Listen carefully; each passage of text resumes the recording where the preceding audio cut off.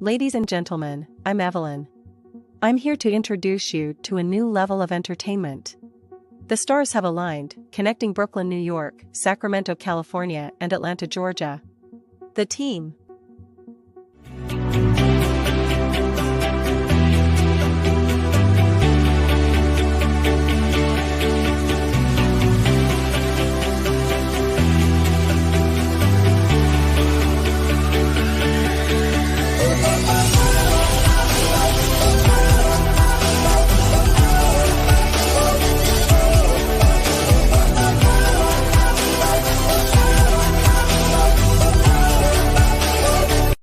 Introducing Flatbush, Brooklyn's finest, the boss, Chef Chupino.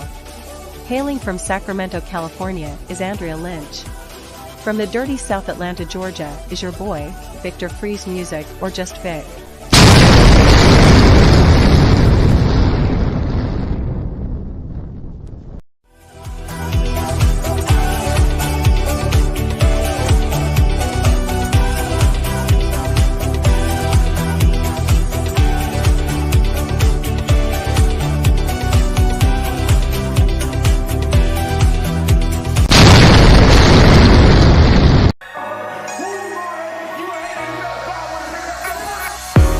Phone jump, it's the weekend.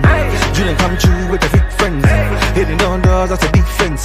Rolling with all, that's the offense. Hit me, change you, let me peach in. With a bull shaking to my maybe drop ins. So they won't buy, and I say, so they won't buy you the kid play. Baby, tell me what you want. Julian, well, I know you need fun. Ever since remember we been knocking at the door. Y'all be moving paper, we be running up the school. Never for that pill that we was sleeping on the floor. West side Africa, you know the shit ain't cool. I don't care what they say. We don't care. Driving all night long. I don't care what they say. We don't care. Pop it, baby. Come roll with me. All night long. As times relax, my mind's relaxed. I got now from who got next. Here's my number, just send a text. You got a man and she responds, nah. Okay, sure enough. I'ma let you go, don't wanna hold you up. I'ma call your phone when I put it up. Whoever let you go must be them as far. Wait far. Girl, you so fine, I'll pay for. Fly you first class to the lake bar. Body so blessed, I pray for. Body so blessed, I pray for. Because I don't care what you say. I don't care what they say. We don't care. Vibing, driving all night long. I don't care what they say. We don't care. Vibing, driving all night long. Why did I kill it? Night long. This the part where you get your girl, nigga. Make sure she focus, nigga. Make sure you focus, nigga. Let's go. 1, 2, 3, hit it. I don't care what they say. We don't care. Vibing, driving all night long. I don't care what they say. We don't care. Vibing, driving all night long. I don't care what they say. We don't care. Vibing, driving all night long. I don't care what they say. We don't care. That's a hit for your ass, nigga. Hit for your ass, nigga. Prophet the One. Follow me on all Instagram sites, PROPHETTHEONE. That's Prophet the One in case you couldn't spell. But if you could, you already got it. Like Prophet like God, and then duh like duh, nigga. And then one like nigga, I'm the motherfucking one, nigga. You can't miss it. Follow me now. What the camera was? Let me talk. Yo, man. Is the first file on the break? The first file. Yo! What up? I know I screamed in your ear. It's your boy, Chef Shapeezy. What's going on? Thank you for another edition of You Vibing with the Kid. Peace to Roll Papers and Prophet the King. That song, Vibing, is a very, very important song. And there's a story behind that song. I'll put it to you this way. There's a big story, and one day we're going to have Ro and Prophet come down to the show and explain the mission. But if you understand the depths behind that particular song, you'll understand why it means something. And it's not just something you can shake your ass to. So, peace to Roll Papers and Prophet the King. Got all of that. Let me get this clock off the screen. What's going on? What's going on? What's going on? What's going on? You know what it is. What's popping, y'all? I know I need a shave. Trying to raise my stuff up, so I like to wait till the last minute. So get her up there like the boy ZB and Big Bad Bull. I told y'all before, so leave me alone. Leave me alone. What's up? What's up? You know what? It's time. Come on. I ain't pushing P's today. I ain't pushing P. My swag ain't on. It ain't on 1,000, so I ain't pushing P today. You know what I mean? I'm pushing C. It's Chef. So since I'm not all that hot, I'll bring up the other one that will accentuate the screen with beauty. Where you at? Give me the signal. Let me know you ready. And by the way, I wasn't talking about Victor Freeze. All right? Hey! What's up, Chef? What's up, Miss Lady? What's going on with you? How are you? I'm good. My foot is still a little hurting, but I'm okay. I'm here. Oh, yeah. I'm mad with you. I'm mad with you. Listen, Mm-hmm. if motherfuckers ain't mad at me, I'm not alive. All right? That's a part of my life. So just lay it on me. Go ahead. Pile on. Go ahead. This is our show. How come it's not on your community wall? Oh, damn it, man. You got to remind me of that stuff, yo. That's what I'm saying. Like, listen, y'all, I'm trying to get better and better. You see production stuff, all of this production stuff, you see this, that, and the other. I'm actually doing it on a laptop and a smartphone, right? I'm learning. So a lot of these things, even down to the intros and all of that, I did that between a Asus Tough Gaming laptop and a Galaxy Note 9, all right? I'm still learning. I'm okay with people giving me feedback. I really am. Feedback is a gift. There's certain people who would hit me up in the comments, be like, "Hey, Chef, I watched the stream. Listen, you got to make sure you tell these people to hit the like more. You need that, you know." So what I'm telling you, watch this. I'm about to drop it on you. So you allow your podcast to go sit there and get pissed instead of telling me what to do to fix it. So that now I got no chance to fix it. So your ass just gonna be mad. See, that's y'all ever heard that kind of argument before? Why you ain't just tell me something? Well, you should have known. No, yeah. I went and checked the community wall. So, I check it. So I was like, it's not on there. What's going on? Watch this. Don't worry about my walls. Pause. Yeah. That was kind of creepy. Okay. Take that, delete that. We're going to script that one. I thought it was going to be funny, but it felt weird saying it. I was like, it's not on his community wall. He know better. Yeah, just tell me earlier. Real talk. I'm gonna get it though. I got you. I got you. I got me. I gotta have me. Right. Okay. So what up, folks? This is all happening in real time, by the way. Yes. Dawn, my girl, what's going on? Pardon me if it sounds like I'm yelling. What's going on, Dawn? How you feeling? Thank you. Yes, don't forget to smash that like on your way in. But if you smashed it on the way in, don't smash it on the way out, because you're going to take it away. You feel me? So very important. Take the look, making sure before you do whatever you're going to do that you see if it's lit up or not, if that little thing is white or not, all right? Also, please, when the stream ends, leave a comment, man.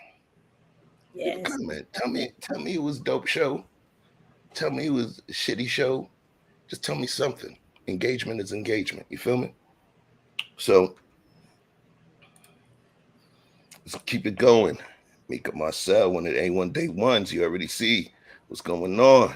Andrea, that's you. Oh, snap. We got trouble in the building, y'all. One of YouTube's most notorious shit talkers. All right. Does 48-hour streams. Okay. Just Kaya, Real Talk Daily. What it do, Kaya? Aaron, what's up? What's up? What's up? My guy Danique. Let me know when you get the kicks, man. I wanna get your feedback.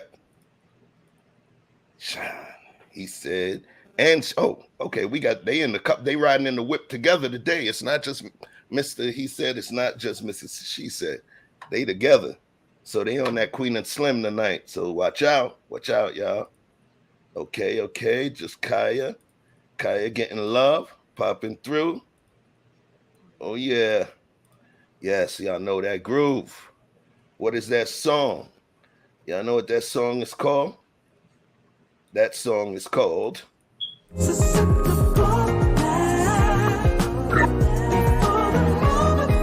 Lies. Good Lies by Vivid Dream. Good Lies by Vivid Dream. Chef, who sing that song? It's called Good Lies by Vivid Dream. Okay. Vivid Dream is the name of the group, is the Okay. name of the artist that created that song. And of course, that song was utilized as a theme song for the Kevin Samuels show on YouTube. Oh, okay. Now, of course, you know, I invest into this thing that we do here, this, that, and the other. I set up an account with Epidemic, so you know I pay for music licensing, so I actually have access to that particular song as well. All right. Hey, wait, she said first. She said, Kai said, pre-show in full effect. My hips, her freckled hips moving all night long. All right, all right. What's going on? I don't even know what the hell you doing at this time. I know you don't wake up till midnight. Quantum. Had 2 cups. What's up? A1 day one. My guy, the conciliary. Victor Freeze Music. Hey, Vic. Yo, 2 things. Go to his page. Vic is one of those guys that will sing the dopest song and then won't release the album on it. Okay? He'll sing the dopest song but won't release the album. This dude be dropping stuff like them secret Beyonce albums. Watch this. Who the hell does a freaking premiere at 5 a.m. Eastern time? Victor Freeze Music. But it's dope. It's dope. It's dope. It's dope. So what I'm going to do is make sure when the stream ends, Vic is going to be premiering one of his clips when this stream ends. So as soon as we end this stream, he's going to hit go, and you're going to see what he's dropping tonight. So please, please, please stay tuned. Please stay tuned. Okay? Perfect. Uh-oh, she said I'm mumbling. Hey, hey, hey. Yeah, we all learning here. Chupino needs a sous chef for those updates. Hey, you worrying about hours. All right. Ty, what it do? What it do? Yo, I'm not going to lie. Even though we've been cool on this YouTube stuff, we just became friends on Facebook. You know, man, when you talk about you being a mom, when you talked about you being a mom to an autistic son and you say it, but what was beautiful was being able to just flip through some of those photos and see you and see him and just understanding. It brought a certain level of resonance to those photos where it was like, damn, I was really feeling and understanding what we know about him and his growth. And to see this big man, if you see her son, you're like, he came out of her. But it's beautiful, beautiful, beautiful. You and I can actually do a show about that, T.Y. I got you. We're going to do one. I'm telling you. I'm not asking you. I'm telling you. We're doing one. All right? And thank you. Yes, please like, share, and subscribe. They are special. They learn good. They're so lovely. I help my girlfriend. She has 2 adopted children, autistic, and they're loving children. In terms of autism specifically, I don't actually look at autism as an affliction. I don't Mhm. look at it as a disease. Why? I don't. It's people that are autistic are awesome at Mhm. certain things. Yeah. So I believe that autism is something different. We don't know when they're sitting there quiet or moving differently within our universe. We don't know the shit that they're actually seeing from their side. Mhm. What if they are actually existing in two different worlds? I know it sounds crazy, but Mhm. it's psychological. What if they're existing in our world and existing psychologically within another? We don't know what the hell they're seeing. We don't know what the hell they're doing. We don't understand their capabilities. Yeah. I do believe as science brings itself further along, I think we're gonna end up learning something specifically about autistic people, you know, Mhm. and it's already happened. As we learned about autism, there was a certain one that was brought out, which is one of the most phenomenal subsets of autism, which is Asperger's, Mhm. where you actually become highly functioning at something else. Mhm. Who are the people that have the best smell, the best hearing? Normally, it's blind people. Mhm. Whenever you lose a particular sense, it intensifies the strengths that you have, the senses. It intensifies the senses that you tend to lean on that you actually have. Yeah. So yeah, we gonna save that for another show. I'm not even gonna start cooking on that. Let's keep going through the love. All right. Once more for the people in the back. Hey, Mika, Vic, sending love. Who else we got? Did I get everybody? Hey, put your gorillas in the chat. We got Chicago Gorilla in the spot. What you talk about the chef fitted? You know this. We gonna talk about that. Bing. We gonna talk about that. And Taz said, yes, they actually are. My son sees things you can't. Exactly. She said, thank you for that cosign. Thank you for that cosign. Woo! All right. Let's talk, y'all. Let me bring this thing on the screen real quick so you understand what's going on tonight. Truth and balance. What would you do? We're going to call this one the Kevin Samuels edition. Rest in peace. And you also see our brother Boozy on there. So let's call this the Boozy part an exclusive. An exclusive. It's something new that took place, you know. Peace to Boozy Badass. Peace to Boozy Badass. Right. So today's gonna be a special event, and I'm gonna tell you. Hmm, okay. So it's gonna be a special event. Why? There's something that a lot of people didn't realize, which was the level of naivete that Andrea had about a particular individual. You laughing, so I'm gonna help you out. Hey y'all, Andrea Lynch, YouTube's favorite big mouth, the that's some bullshit lady. The I'm just asking some questions, lady. She has never watched a Kevin Samuels clip or video. Facts. She has never watched it. Would you believe that? She's never freaking watched it. That is true.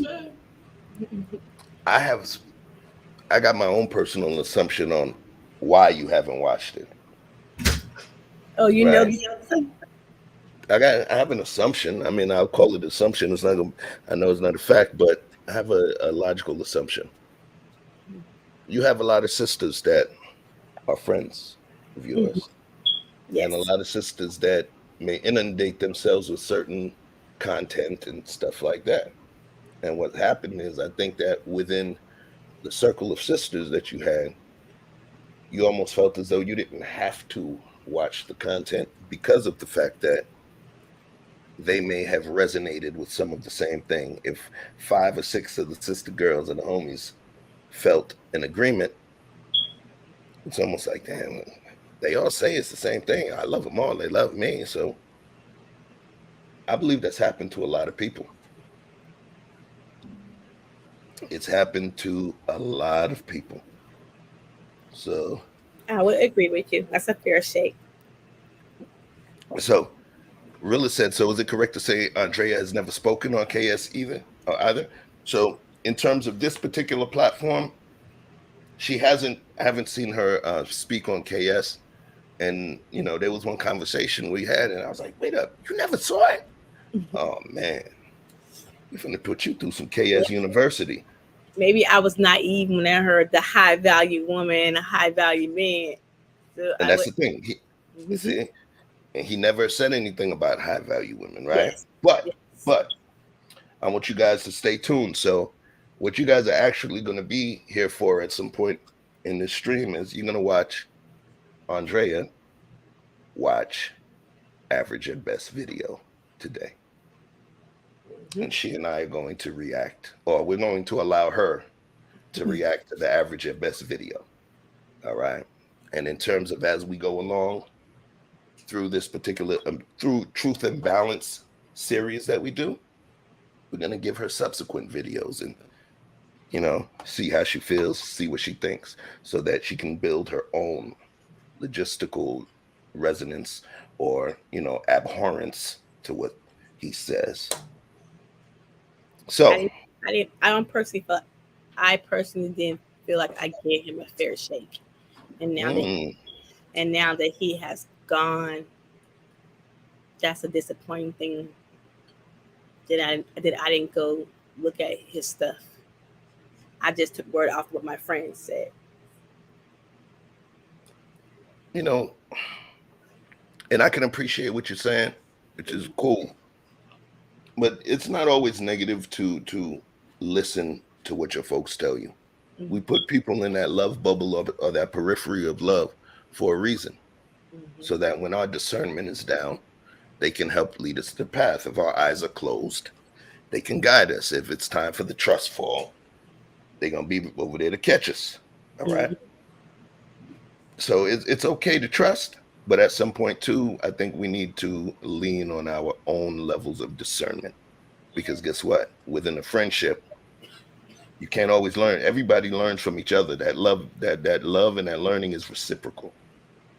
So your disagreement may be the one that changes a few people's minds, but you got to give yourself the opportunity and the empowerment to do so.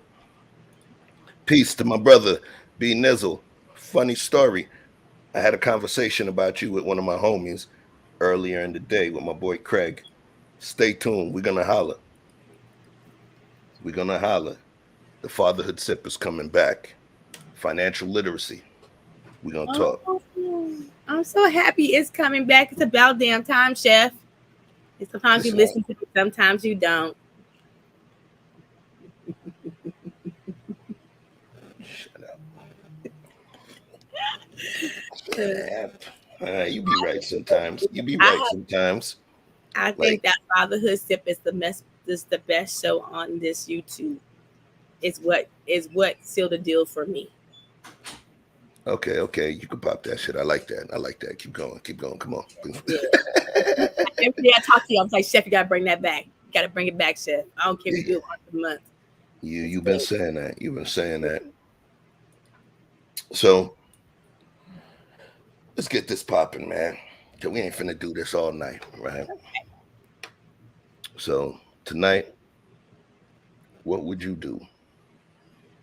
Followed by the KS learning session for Andrea. So let's talk about it. We're gonna bring this. Hold on. Thanks to KS bringing TLA into his fold, I found all of you awesome people. Best rabbit hole I followed. Yes, TLA is the homie as well. I don't even know if I got the picture up there, but he brought a lot of folks into the fold. He actually brought a lot of people together, just by virtue of him being him and creating that conversation. Well, Yeah, yeah. I will tell you one thing. He was powerful enough to put his mark on the world and on YouTube to spark conversations between men and women. And I would say if black men didn't have a voice, they felt like Kevin Samuels gave them one. And it was okay. Thank you. So we're gonna segue then. Let's do a segue. When you spoke about voice, having a voice. Mm-hmm. A lot of times we have voices, but there's times where we're responsible for people that actually are voiceless. Mm-hmm. And normally the voiceless people, you know what we call them? What? Children. Mm-hmm. They are the benefactor or victim of the choices that we make as people, right? Yeah. So let's start with the first, what would you do? Let me bring this story to you. A parent bringing their black son to a family wedding, despite him expressly not being invited, has sparked fierce debate online. The parents shared their decision on Reddit under the blah, blah, blah. They explained their sister recently tied the knot, and every child of close relatives apart from their own was invited. Suspecting a racist move, they brought the 9-year-old along in defiance, but their course of action hasn't been applauded by Redditors. Okay. It states, I have a lot of siblings. They all have kids. All my siblings got invitations for the whole family. So also kids. I just got an invitation for me, not my son, who is 9. The other kids are all ages 2 to 16. So my son's age doesn't stand out or anything. My son is black, though, from my first marriage, and I am white. My sister never liked broadcasting the fact that I have a black child. She never introduced him as her nephew, etc. So when I found out my son was the only uninvited child of the family, I decided to take him with me. We went. My sister was furious. The parent claimed the son did have fun at the wedding, but there was a backlash from the bride. My son played with the other kids. They were all well behaved. One glass was broken while they were playing, but that's all. After the reception, my sister told me I ruined her wedding, and especially her wedding pictures. And that she doesn't want to see either of us again. So, folks, it says the post written Sunday has amassed more than 5,000 interactions, while the top comment received more than 14,000 upvotes alone. So, let's talk. Get this off the screen. Now, Chef, you know how I feel about some kids. You know, this that bullshit. Okay, because I have 2 adopted children, and my son is Mexican. I wish my sister would have a doggone wedding and tell me I can't bring my son to the wedding. She wouldn't hear the last of me, and I would just do it in defiance, because at the end of the day, that is my child, and I'm not gonna let my sister treat him like he's second-class citizen either. Okay, I definitely, because remember, this is what would you do? So I definitely appreciate that. You said that you would bring him. I sure would. Okay. Now you stated, there's something important. Mm-hmm. You stated that you would bring him in defiance. Yes. Okay.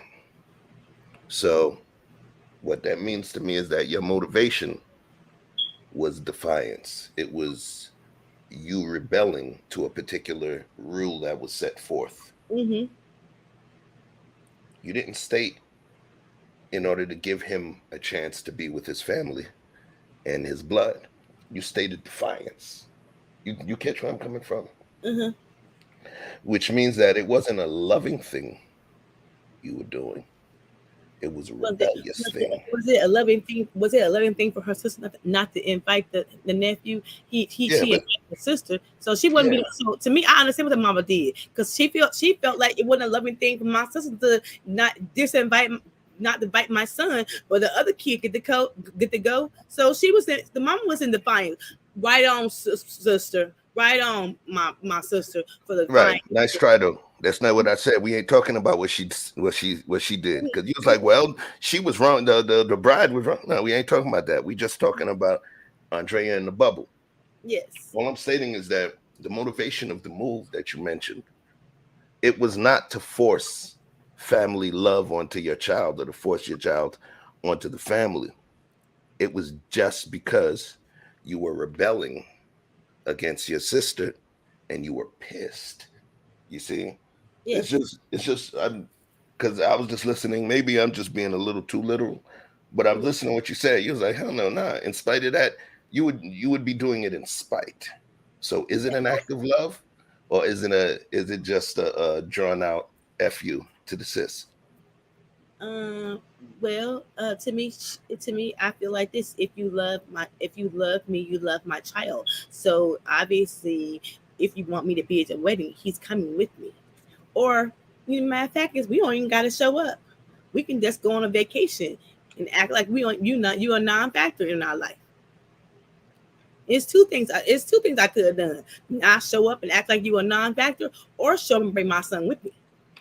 Okay, What you're not so gonna do, what you're not gonna do is treat my son like he a second class citizen, because that's gonna make me mad, and I might just cuss you out. And so you know what? And you know what? I'm very protective of my adopted children. If I feel like they get slighted, oh, I'm coming for your neck. Because somebody had said they ain't your real kids. I have had people comments. Somebody said that to me. They ain't your real kids. Excuse me. They got my last name. They real to me. I can't argue with that. I can't argue with that. And somebody just If said, I'm gonna give you my last name, that meant something. I feel you. I feel you. I feel you. And I don't feel like blood got. I'm always feeling like sometimes family is the worst. Yeah, family. Mhm. Family is given and family is chosen. And Yes. family is built. You Yes. know, there's people that are closer to those that don't share the same genetic, Thank composition as them. So I definitely understand that. you. Yes. Let me see. Peace. We on Lock Nation. Yes, we gonna keep fucking. Look at the screen. We gonna keep cooking, my bro. Thank you, thank you,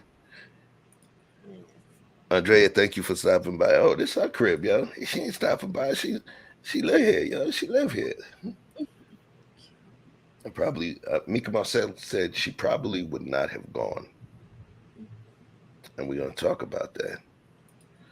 Aaron said if he were misbehaved, I could understand, but ruining the pictures is very telling. It's about aesthetic, what he looks like. I would have cut my sister off long before the wedding. Yes.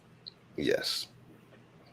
So, in terms of my piece, to talk about what would I have done in this situation, and be real with you, Mm-hmm. I'm smart enough to know when I'm too dumb to answer a question. I Mm. honestly say I don't know how I would react. Why? One reason is understanding that feeling that someone that you birthed, I'm not a woman, obviously, but someone that you birthed, a part of you, your progeny, your offspring, is being kept from something that's their right just by virtue of the way that they look. It's messed up. I haven't had to go through that, but it's a messed up thing. It's a very messed up thing. And as a parent, it would burn you to your core because you want your child to have access to everything. Mm-hmm. And when your own blood is denying your child, do y'all understand the depths of anger it could cause, the depths of hatred? Mm-hmm. What's the L word? And we ain't talking about love, yo. The L word that we always talk about on YouTube. Always. In the manosphere, in the blackosphere, in the negrosphere, and whatever sphere. Legacy. Legacy. Your name. You Yeah. know? Imagine if this child that you want to create a legacy for, if the people that are part of his legacy shun him and deny him, that is where it would that's the place that my brain would go. The one thing that makes us have some sort of foundation about who we are is our name, is our family, is that structure. Mm-hmm. And imagine that whole foundation, that name, that structure does not want you or your child to be a part of their lineage. So when I say I don't know how I'd react,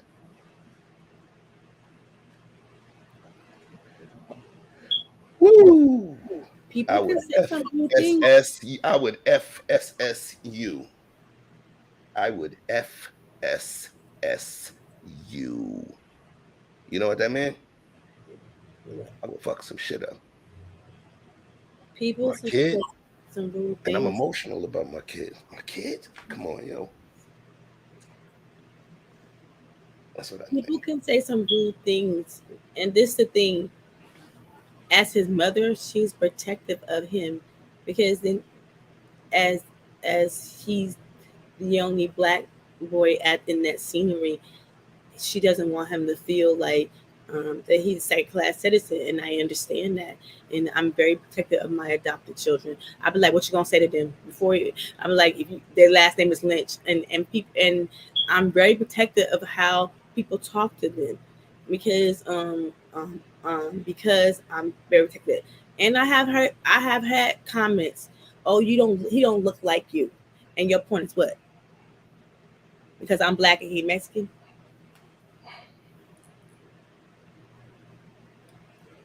I'm still his mother. How does it make you feel as a It parent? makes me feel angry because I'm his mother. I'm his mother. Yeah, yeah. He wasn't. I didn't birth him, but damn it, I've been his mother since he was 3 years old. He about to be 8 on the 27th of this month. He about to be 8 when he wasn't even talking when I got him. Mm. So you were there for the whole all of the growth and the bumps and bruises. You were there. Yeah, he about to be 8 and a straight A student. Congratulations. That means that you're doing your thing. Yes. And so when I'm very protective over him and his sister, and people were like, "Oh, well, she's not all black either." And your point is what? And I'm like, and I'm like, what do y'all get this from? And even when I meet other foster moms or adopted moms, I'll be saying thank you for your service. I met a lady in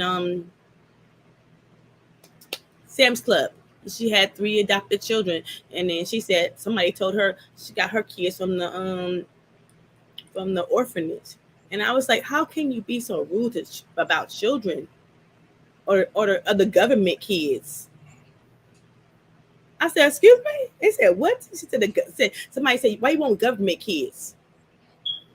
And Government kids. government kids. I'm like, who says that? That's a high degree of insensitivity. Yes. So how do you respond? I'm like, yes, I am a black woman, but they are mine. The last name is Lynch. Okay. And I made sure that I wanted all my kids' middle name starts with a D. All of them. Their middle name is to start with a D. I wanted to make sure they all connected. And my two biological children love their sister and brother. They come take them to the park. They come take them places. Quentin take his brother get his hair cut all the time from me because I always wanted 4 kids. Okay, and at the end of the day, that was my dream to have 4 kids. Your dream was to have 4 kids? 4 kids was my dream. Mm.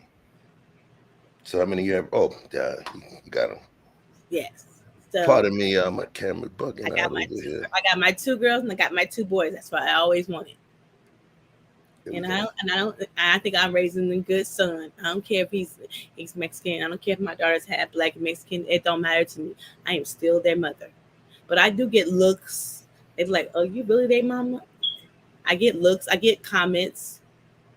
And I'm like, I feel like you're insensitive. But you say something to Andrea Lynch's children, I'm coming for your neck because you ain't been there with them when they were sick. I have.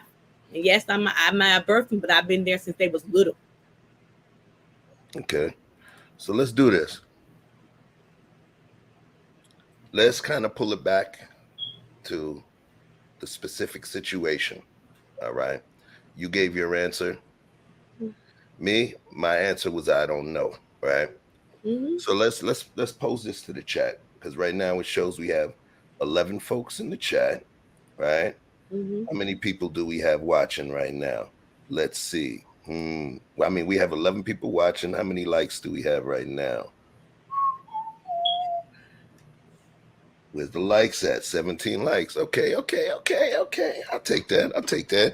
But we know some of y'all are leaving and there's other people that are popping in. So let's get some likes up. So let's pull it back to two options. Mm-hmm. Would you, and this is for the chat, one in the chat, if you would have taken the child to the wedding regardless, two in the chat, if you would have not gone at all. One in the chat, if you would have took him to the wedding, the son to the wedding, and two in the chat, if you would have just not gone at all. Okay. Erin gave us a 2. She wouldn't have gone at all. Vic gave a 2. He wouldn't have gone at all. Mika gave a 2. She would not have gone at all. Mm. Now, why? I can kind of say why, and you guys in the chat tell me if I'm wrong. For those that gave 2 as an answer, I'm assuming it's because you did not want to expose your precious child to a situation where there was not love, right? You don't want to expose them to a harmful place. We don't want to put our child in a place where there's anything but love being shown to them. True. Right. So it's a safety thing, right? It's a safety thing. We unlock it too. Ty said too. It's a safety thing. We want to put our kid in the best place, right? Mm-hmm. But now, sometimes we have to learn too as people sometimes to be comfortable with being uncomfortable. We have to learn how to be comfortable being uncomfortable. That's how you get stronger. What doesn't kill us? They say makes you stronger. You ever see the movie 300? No, I They sent Leonidas out there. You know, they send the children out into the wilderness, and the ones that make it back, you know, they become legendary. If you got a man that has never had a fist fight before, there may be a high degree of possibility that when he does have his first fist fight, it may not go well for him. It happens. So I'm surprised nobody put 1. Part of me says, and remember I told you I don't know. Part of me says, no. Mm. You take that kid there. He is their blood and he is their family. And he's a beautiful child. They are not exposed to. They got a black relative. And they ain't gonna forget it. And when they have an opportunity to see this beautiful prince that has a kind heart, that's nice, it's this, that, and the other, at some point, they may grow to love him and include him. But if she never showed up, it's going to be one of those secrets that they can't hide. Yeah, it's almost You can't hide your drunk uncle. like he's a dark. Everybody got one. You can't hide your drunk uncle, but that motherfucker pop up when you don't expect it. It was like, God damn, I'm here with my friends and Unc got to come around. It's okay. That's a part of life. And sometimes your family needs to be thrust upon you or forced upon you because you're too stupid to know. There's a lot of things that we do that our moms may be annoyed of, our family members may be annoyed about.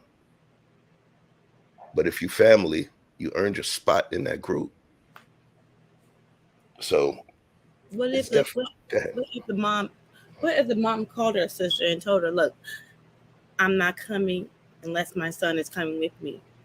And if the sister really cared about her sister and she demanded her to be at the wedding, my son is coming. Wait, say that again.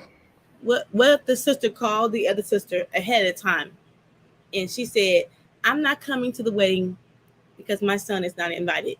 And the sister says, look, I want you to come. And she's like, okay, I'm coming. But she intentionally not told her sister that she was bringing her son because she's like, if I'm going, he's going. When she forced, I believe that she did force him because he was not invited. Yeah, And she knew that, and she knew specifically. It wasn't like she popped up and they said, no, he can't come in. She knew that they didn't want him there. yeah, You follow? She knew that. And just based on her response, I believe that if she told her sister, if he's not coming, I'm not coming, I think her sister would have been fine with that. That's the key, because listen to what she said at the end. She said that he ruined everything, ruined the pictures. how can a little boy can't rule some wedding pictures? That's over dramatic and too extreme. And a little boy can't When you're rule a it. racist, though, when He said, you're looking from logic, you're looking for common logic from a racist. The person who would make sure a child is not invited based on their color. You giving them a lot of credit. You asking for a lot of logic from an asshole. I'm saying, and you think about it, those people are not operating with logic. To leave your blood relative out of the mix of a family celebration by virtue of who their father is or what their father looks like, that's a horrible thing. It's a horrifying thing. So once they exhibiting that piece of logic, hell no. Hell no. Kaya said, okay, went back and listened to the story of the wedding. So my answer is 2. Okay. Okay. Yes. God bless. Peace be nizzle. Hey, Uncle Stu. Big Unc on the block. What it do? Welcome. Salute. Thank you for coming through. Everybody got to check out Uncle Stu on the blog. Well, look, please, man. All of y'all already subscribed to this, bro. We all Uncle Stu watchers over here. So, welcome back. Welcome. So, I don't want to get stuck on this story too long, but I got to tell you, man. mm-hmm. I can see why she brought him. I can see the importance of her bringing him to the event. I could totally see the importance of it. And I think she wanted to let him know if he ever faces again that she wanted her son to know you are important too. Don't let nobody make you feel like you're a second-class citizen. Period. And I think that's the lesson that she was trying to teach her family and her son. Yeah, it was a smart move too in terms of the whole legacy thing. Because you're not going to be able to hide him. Yes, he's in them pictures now.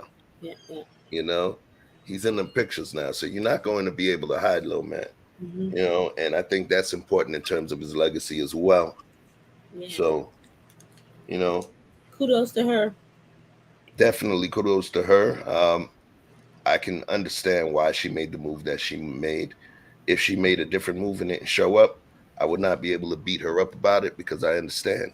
Like I said to you, I don't know how I would react until I was in the throes of that particular situation. Totally. She said, would I take him to the KKK meetup? Watch this.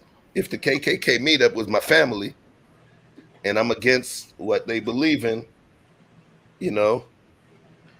might happen. Who knows? Because Kaya said she knew that her sister did not approve of her son in the first place. She should not have gone and put her son in that situation. I think it was calculated.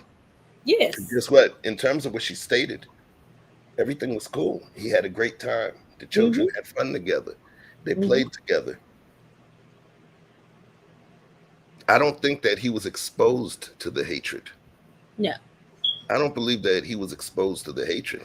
I think that he received love. He got to chill and kick it and play with his cousins, which is the most important. Yes. because family occasions, those are things that I believe are owed to us, Hmm. and it was important for his growth to be able to go to a wedding and be able to kick it with his cousins and the rest of his family members where everybody's in one place. So I understand where you're coming from, Kaya, but I can understand both, the one or the two. Stay home or go, you know. So yeah, man. So we have some exclusive news. Some an exclusive that just took place about 20 hours ago, less than 20 hours ago. If y'all familiar with Boozy Badass, Hmm. Boozy had a run-in with the law. Oh Lord. Look, he had a run-in with the law. So you tell me, go ahead. You was like, oh Lord, go ahead, talk to me. Well, he a little defiant. I'm just being honest. His personality is a little defiant. Talk to me about it. Come with it. His personality is a little defiant. I think sometimes people who get money and think they got money, they act like they're above the law. Like Above the law. above the law. Like they can just say what they want to say, do what they want to do, and then he can't be touched. And I think sometimes he don't have reality, as in a sense is you still a citizen of the United States. You still gotta obey the laws. I don't care how much money you got. Interesting. How familiar are you with Boozy? Yo? His music is a little trashy. I don't really like his music like that. She ain't grow up with hip hop music, y'all. Her parents thought Lionel Richie was the devil. Who dances on the ceiling? He got to be a demon, right? Yeah, Yeah, let me stop. I'm sorry. I'm just saying, he act like he a little, sometimes, especially our folks, when they got money, it's like they act like they a little, they cross lines and say stuff and do things, and at the end of the day, if you a celebrity and you got money, people are always watching. They're gonna catch your bad behavior. That boy staying some shit. Vic says he ain't been right since he got out. I think he got cloned like Gucci. Aaron said, it's okay, Andrea. I don't know who he is at all. So let's talk. Uh-huh. I would say this. Boozy is getting older. As Yes, people yes. get older, you tend to be willing to say more stuff. Part of it is because you're getting closer to meeting your maker, and these mere mortals ain't gonna stop you, so you end up becoming that shit talking older person. It happens. Hmm. He's at that point. He made his bones in the street. He made a lot of money. Yes. As an independent artist, and in terms of what he's doing, he did a lot. Rest in peace to Mo3. That was, Mo3 was gonna make him super rich. Uh-huh. But does that take away the feelings and the stress of certain aspects of our society just because you may be cantankerous, just because you may talk a lot of shit, doesn't necessarily mean that you don't feel hurt and stressed like a regular human being. No, Just no, it don't take away. I think it anticipates higher for him. Okay, and I think, and he has children, so I do see him on Instagram with his kids and stuff. So he look like he's a wonderful father. I'm not saying, but I question some of his behavior. Yes, I do, because like if name one. do I question some of his behavior when he thought that his son had a baby by that girl, and then after he found out it wasn't his son, he was as just hallelujah. Okay, but the thing is, the lesson in all of that, it was hallelujah that the son wasn't the father, but the lesson in all that was teaching your son, if you're gonna be out here having sex, put a condom on if you want no kids. But wait. Okay. Mm-hmm. Here's where I want you to put yourself in the place of some of those people. Okay. If Quentin had a pregnancy scare, Yes. And you found out it wasn't his. Yes. What would you say? I'll be like, yes, because I don't think she's a good mother. I would be like, I don't want it to be a Not just that, because you don't trust your son to have a child out of wedlock, and Yes. at this point, right? I don't want my son that either. That either. So you had an issue with him saying hallelujah, right? Remember, he has money, Yes. and his son reports to him, Yes. which means that more money would go. You follow what I'm saying? I understand. And of course, he's going to protect his grandkid because he's boozy. Yes. You know, he has ops. He has real ops out there, right? I understand. So I think the hallelujah is okay. You know, I think the hallelujah is okay. All of us would have said hallelujah. That's why they call it pregnancy scare, right? Mm-hmm. You know, the stuff about he should have taught his son early, we got all of that. We should have, could have, would have. What they say, if was a fifth, we'd all be drunk. True. But we living in the right now, pressing forward. So I understand what a hallelujah was. But he had a run in with the police. And I want to talk about it because does he always have running in the police? I'm just asking some questions with Georgia, because it seemed like every time he in Georgia, he always got to run with the police. I'm just asking some questions. So you should ask that question again, but not with the mindset, because I already see where you going with the shit. Oh, I'm just saying. Well, he always got to run in with the Georgia police. So what you think? He just comes to Georgia and be fucking with police? That don't make any sense. Did you ever think maybe the Georgia police got something with him? How can somebody have something with the police? So is he driving, following police, and doing shit so they can mess with him? That don't make no sense to me. If you tell me that he has something with Asian massage therapists, that's one thing. How do you go and mess with the police? I'm not saying he doing it on purpose. I'm just saying it seemed like they always got a little issue with Make it make sense though. When you say doing it on purpose, like when you say like, you know, basically, I believe that sometimes when we allow people, we allow narratives to go through. Okay. What takes place is that it eliminates innocence for that person, because we allow the narrative to pervade everything. And now it's like, oh, you know, he always be on some bullshit. He always be on some bullshit with the police. You know, you got to make it make sense though. How does somebody always be on some BS with the police? Is he going throwing rocks at the precinct? Is he walking up and slapping cops? No. Let's talk about it. He does have an issue with Georgia police because he believes that he is constantly unfairly targeted by Georgia police. I don't believe that, oh, you got a problem with the police. How do you chase police down and abuse them and harass them? That make no sense. You get what I'm saying? Yes. That's why I say you got to look at the totality of it. But I want to talk about not Boozy the artist, not Boozy the you know, the figure. Okay.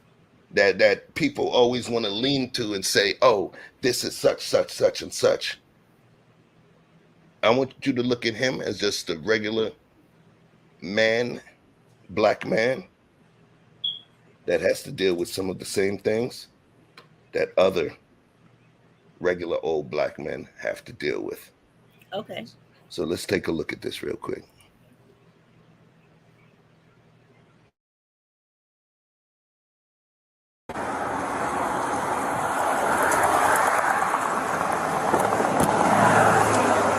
Hold on, one second.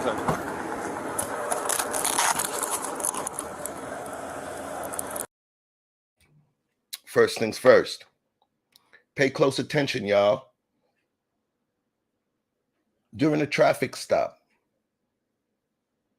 if there's no probable cause that a specific crime has been committed, there's no reason even for a passenger to be ID'd. Just saying. You notice which side of the car Boozy came out of. He was an actual passenger within that vehicle. Let's keep it running.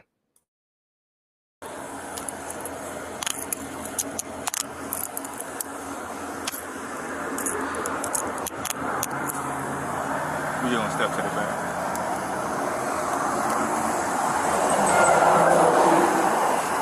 Listen to the words of that man, Boozy. Listen to the words. All right, is there any marijuana in that car, man, or any other drugs in the car? Nah, I was smoking a blunt, bro. Like, Okay. bro, like, You're good. I got you. As long as you're honest with me, I'm honest with you, okay? I Stand can't by. keep going through this, though, bro. Like, We just gotta bro. I can't, bro. I can't, bro. I don't do no wrong. I don't Marijuana. do shit, bro. It's illegal in the city. Bro, I gotta go to y'all superiors and file charges, man. It's harassment. It's every day. I can't even live. I moved to the country to fucking live, bro. I get 6 years on my back. I feel fuck. Come on, man. Give a fuck all the jail. I'm like that. So now come again. Let's talk. Okay. Okay. So he lives in Georgia now. Is that I'm understanding right? I want to make sure I'm understanding. He lives in Georgia. He lives in Georgia. Let's make believe he didn't. He's talking about the state of Georgia. Everybody, every celebrity, every artist got something to do in Georgia. If you're an actor, they got acting roles in Georgia. If you're a rapper, you got to come to the A. So, I mean, what's the point of they pulling him over? He was in the passenger seat. So I don't think he's on parole or anything. So what are you looking in his car for unless you got probable cause? So I do understand his frustration because he said he's going through this every day. So I would assume, as I'm listening, that he feels like Georgia police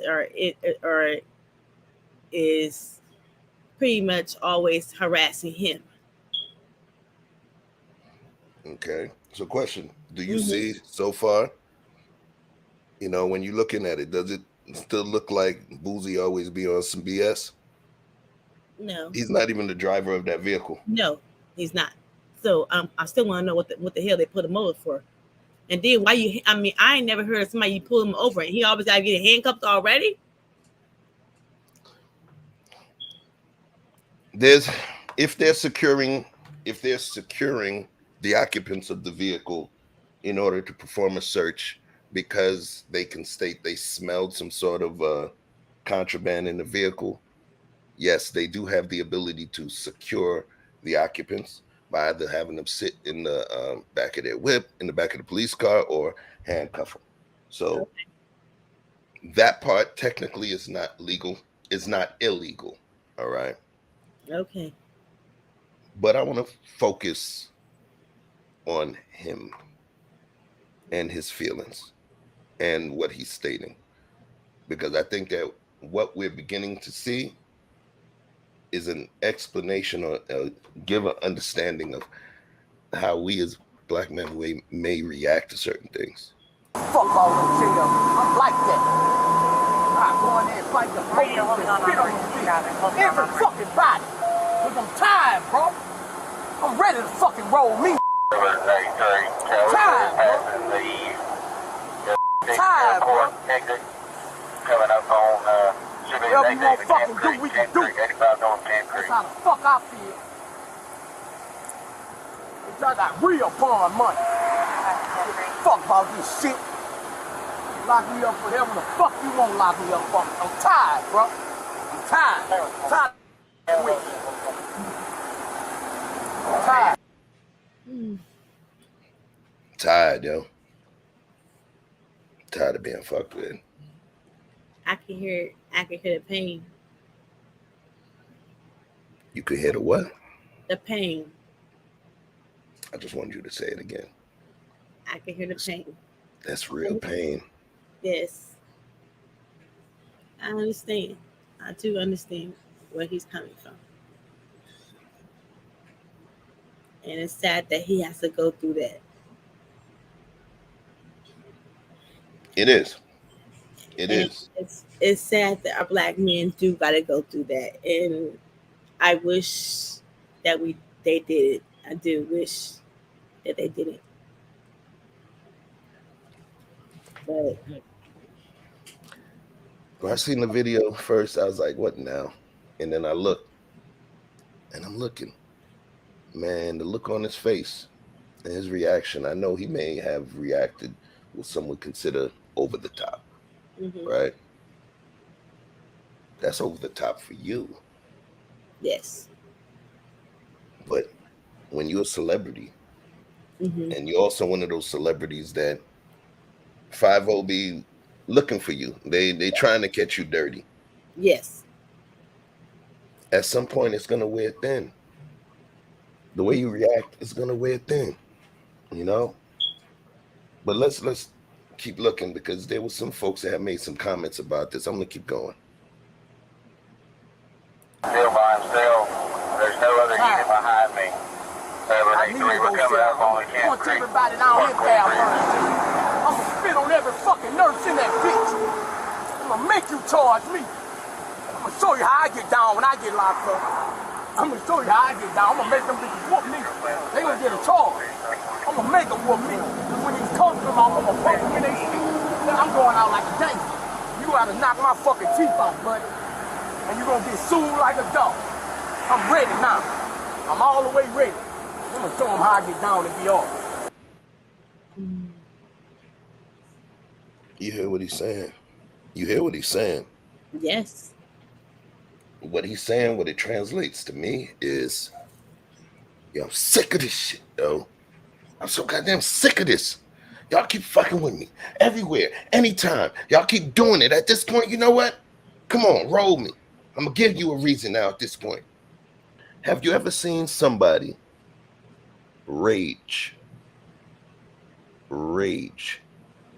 so much and become so angry that they say, you know what? Fuck it. We're gonna fuck it all up. Yeah. That's what that sounds like. Yeah. Yeah. That's what that sounds like. Gangster, I don't know. You gotta give me some more words, Vic. When you say gangster, I want to understand that question. Peace, Papi Blanco. Welcome through, brother. It seemed like he's over the top, and he's saying he had enough. Enough is enough. Enough is enough. And at that time, to me, at that time, when you get to my enough is enough, that's a dangerous man.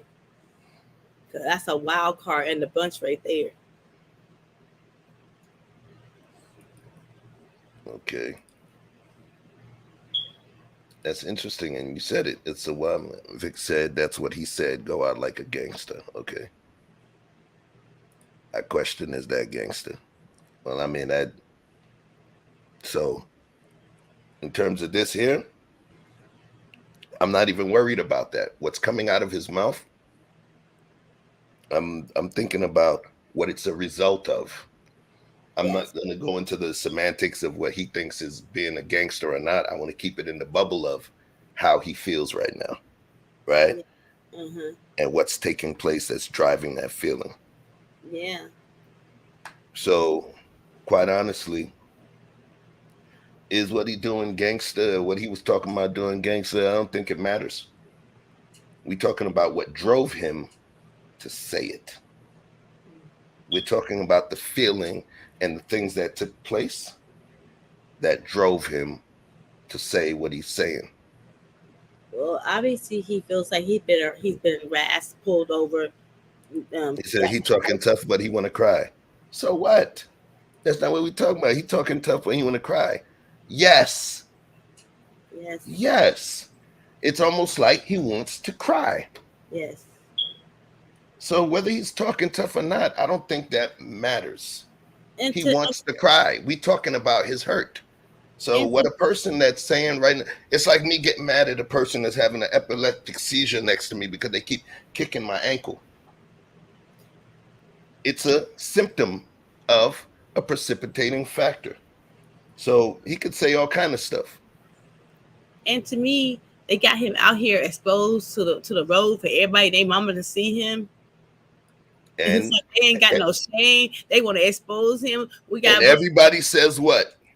Oh man, look at that Boozy fucking up again. He doing it again. Yes. So they got him out here exposed to the world, and people are driving by. And it's like they want to show him, like it's like almost in a sense they are antagonizing him. Exactly. So it's antagonizing him. Let's keep it going. Mm-hmm. Why? I'm gonna punch on the first white boy I see in that bitch. I swear to God, my daddy great. Any nurse, I'ma spit on that bitch. I ain't playing, man. Watch how I shine in this bitch. Watch out. I bet I get along too on this bitch. For Mason. I bet you. You fucking with a treasure, motherfucker. I'm ready now. I'm ready to go to jail. First, let us out handcuffed. Guess who we attack? We gonna tear that bitch up. They gonna have to kill us in that bitch. I swear to God. Cause I'm tired, bro. I work hard every fucking day. Every fucking day I'm getting pulled over every my people. I'm getting targeted, bro. My license plate is white. I'm targeted. It ain't nothing but birth control pills or something for one of my bitches. You heard it there first. You heard what he said? I feel like what? I'm being targeted. And he mentioned, did you notice where he mentioned how he thinks it's taking place? He said he thinks they flagged his license plate. Oh, okay. Aha. Okay. He wasn't driving. Yes. But the vehicle is registered to him. Okay. They pulled the vehicle over. He believes that they are targeting him and that they have his license flagged for a pullover for guns. Because remember, he still promotes artists. Yes. Remember, he got shot in Houston, right? He was promoting Rest in Peace, an artist named Mo3, who was dope as hell. Yes. He got shot. He has real life ops, right? Yes. So the cops feel like he's always gonna. They feel like he's always gonna be strapped, and he like to smoke the tree. They feel like he's always gonna be strapped out of safety, and he's always gonna have some weed on him. And so they figure that's an easy bust. So it's in the state of Georgia, weed is illegal or not? Weed is not legal in the state of Georgia. There's certain counties where it's somewhat decriminalized. Like, for instance, in the county I reside in, Gwinnett County, they're not going to be arresting people for small amounts. Okay. However, technically it is illegal. Okay. All right. So it's about what cities, states, municipalities wish to use their funds, to police, but it's illegal still. So just to move back to this, Vic said they definitely mark tags. I would always be in a rental if I had that kind of money and was having his troubles. All right. So yeah, mark tags is a thing. And that's what he's saying. So that's why he's saying, y'all keep fucking with me. And they got him standing wide out open. Wide out for everybody and their mama to see. They want to stand grand. And to me, that's what they're doing to him. Right. Peace, Supreme Vegan. Peace, peace, peace. Peace, Papi Blanco. They got him, they got him staying right. I'm just like, so I understand what he's going through. I understand what he doesn't like. I get it. So, and he is a businessman. He makes money. He pays taxes. So let's keep it popping. Let's go. That's all. Birth control pills or something for my bitches. Bitches can't get pregnant from me. Yeah, I got a lot of hoes sucking in my house right now. Yeah. I got like 35 hoes sucking in my house right now. If anybody want their suck, let me know. Bitch, I'm ready to fight. I take off I could fight. I would throw them bitches within the office. All you do is take off their bag and they gun. And I'm going to throw them bitches with you in the parking lot. I'm like that, man. I moved out here for change. Hell, my shit. I moved out here for change. Registration is right. The tag is right. I was pulled over because it's boosted car. You fucking motherfuckers are targeting my vehicle. You're targeting my vehicle. If I was a white college player, you wouldn't fuck with my vehicle. If I played soccer or baseball, you wouldn't fuck with my vehicle. You'll stop them for an autograph. Let's talk about that. Well, I believe he's right. I believe he's right. Definitely, that wouldn't stop him if he was white. I think he is being targeted, you know, and you know, if I was Boosie lawyer, I would have to be asking why are you stopping my client because what is the point? I mean, what is the point? You still, and if you ain't got nothing in the vehicle and you already searched, why they still in handcuffs? I'm trying to figure out because, like, what I say again is they're grandstanding. They want to act like they got control. They want to act like, you know. They want to show a level of control. Yeah, they want to show the level of control. Okay. They don't. Right. They're basically saying we don't care how much, we don't care who you are, we will still pull you over. And we won't let you know. Yeah, you got money, but we got power too. Let's keep it going. We'll give you a citation for marijuana. All right. For the smell of marijuana. No, you'll be fine. Crumbs on the floorboard. There's some bags in there. There's 2 bags in there. All right. We'll give you a citation for legibility, and that's it. All right. I'll let y'all. They didn't have no weed. They found an empty bag that smelled of marijuana. So you don't get you wasting your taxpayer money stopping Brucey over some marijuana that is nothing in the car. You smell. It's bigger than that, Andrea. Huh? It's bigger than that, Andrea. Okay. I want you to connect all of those dots. You putting it on that one individual cop that you see there. If his license is flagged, do you think that cop went and put his license, Boosie's license in the system to flag it, or did something coming from the top down? Well, it's obviously it comes from the top down. Right. So remember, you keep talking about, well, then why you went and pulled him over? Why? He didn't make the decision to pull him over. The top down, they put Boosie's, if the license plates went back to an Andrea Lynch from Sacramento, Andrea Lynch from Sacramento would have still been driving down the road, right? But the license, because remember, the police, they don't have to go and type your license in. Did you know that? Do you know that the police cars have those little things that scan the tag? You know what I'm talking about? Yes. It's like these little cameras that they have that scan the tags now. So the police don't even have to scan the tags, but if the tag is flagged, that means they have to pull that person over. So it comes from the top down, right? So technically, when you think about it, then it was not.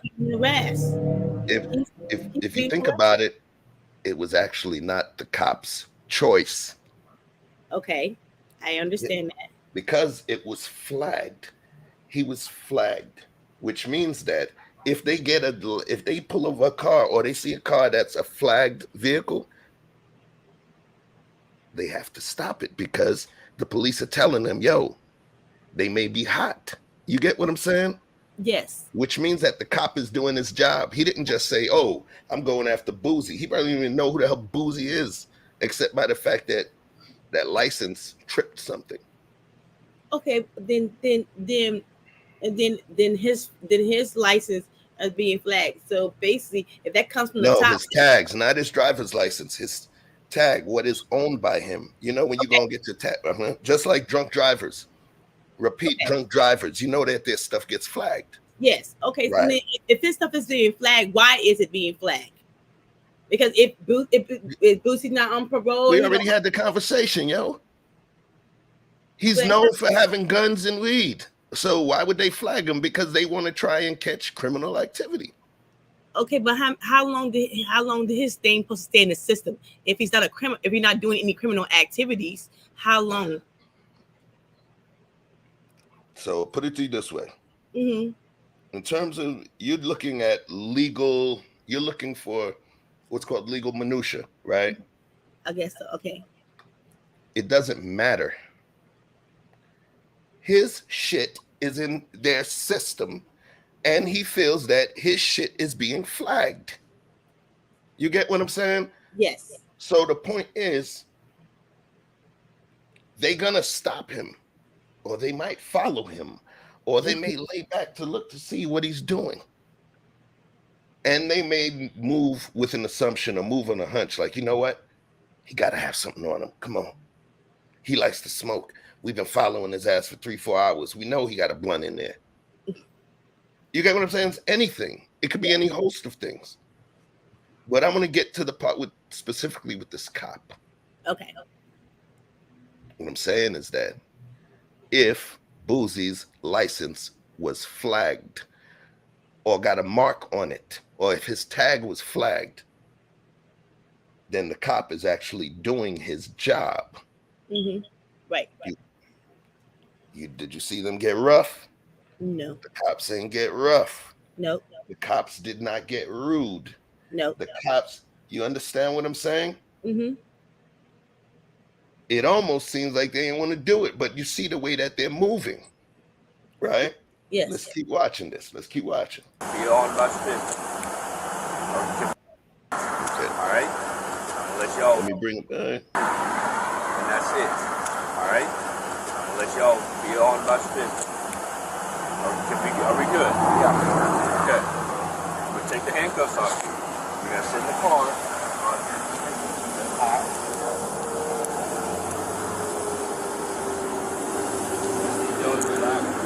Bro, I'm just tired, bro.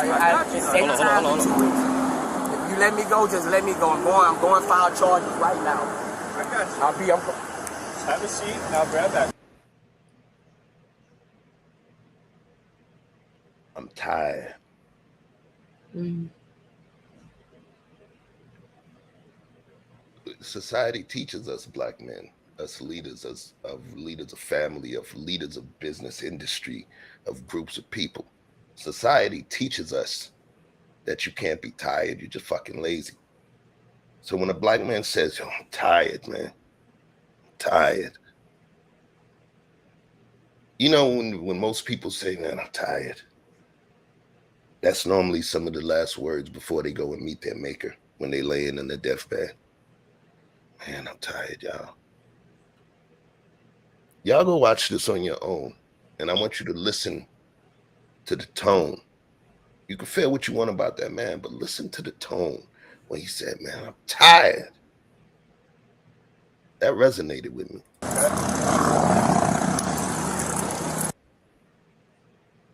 That resonated with me. Mm-hmm. So, personally,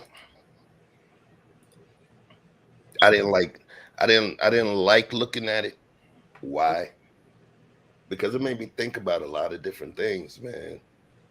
You know, and me and Vic talked about the prison, being imprisoned by your own success, Mm-hmm.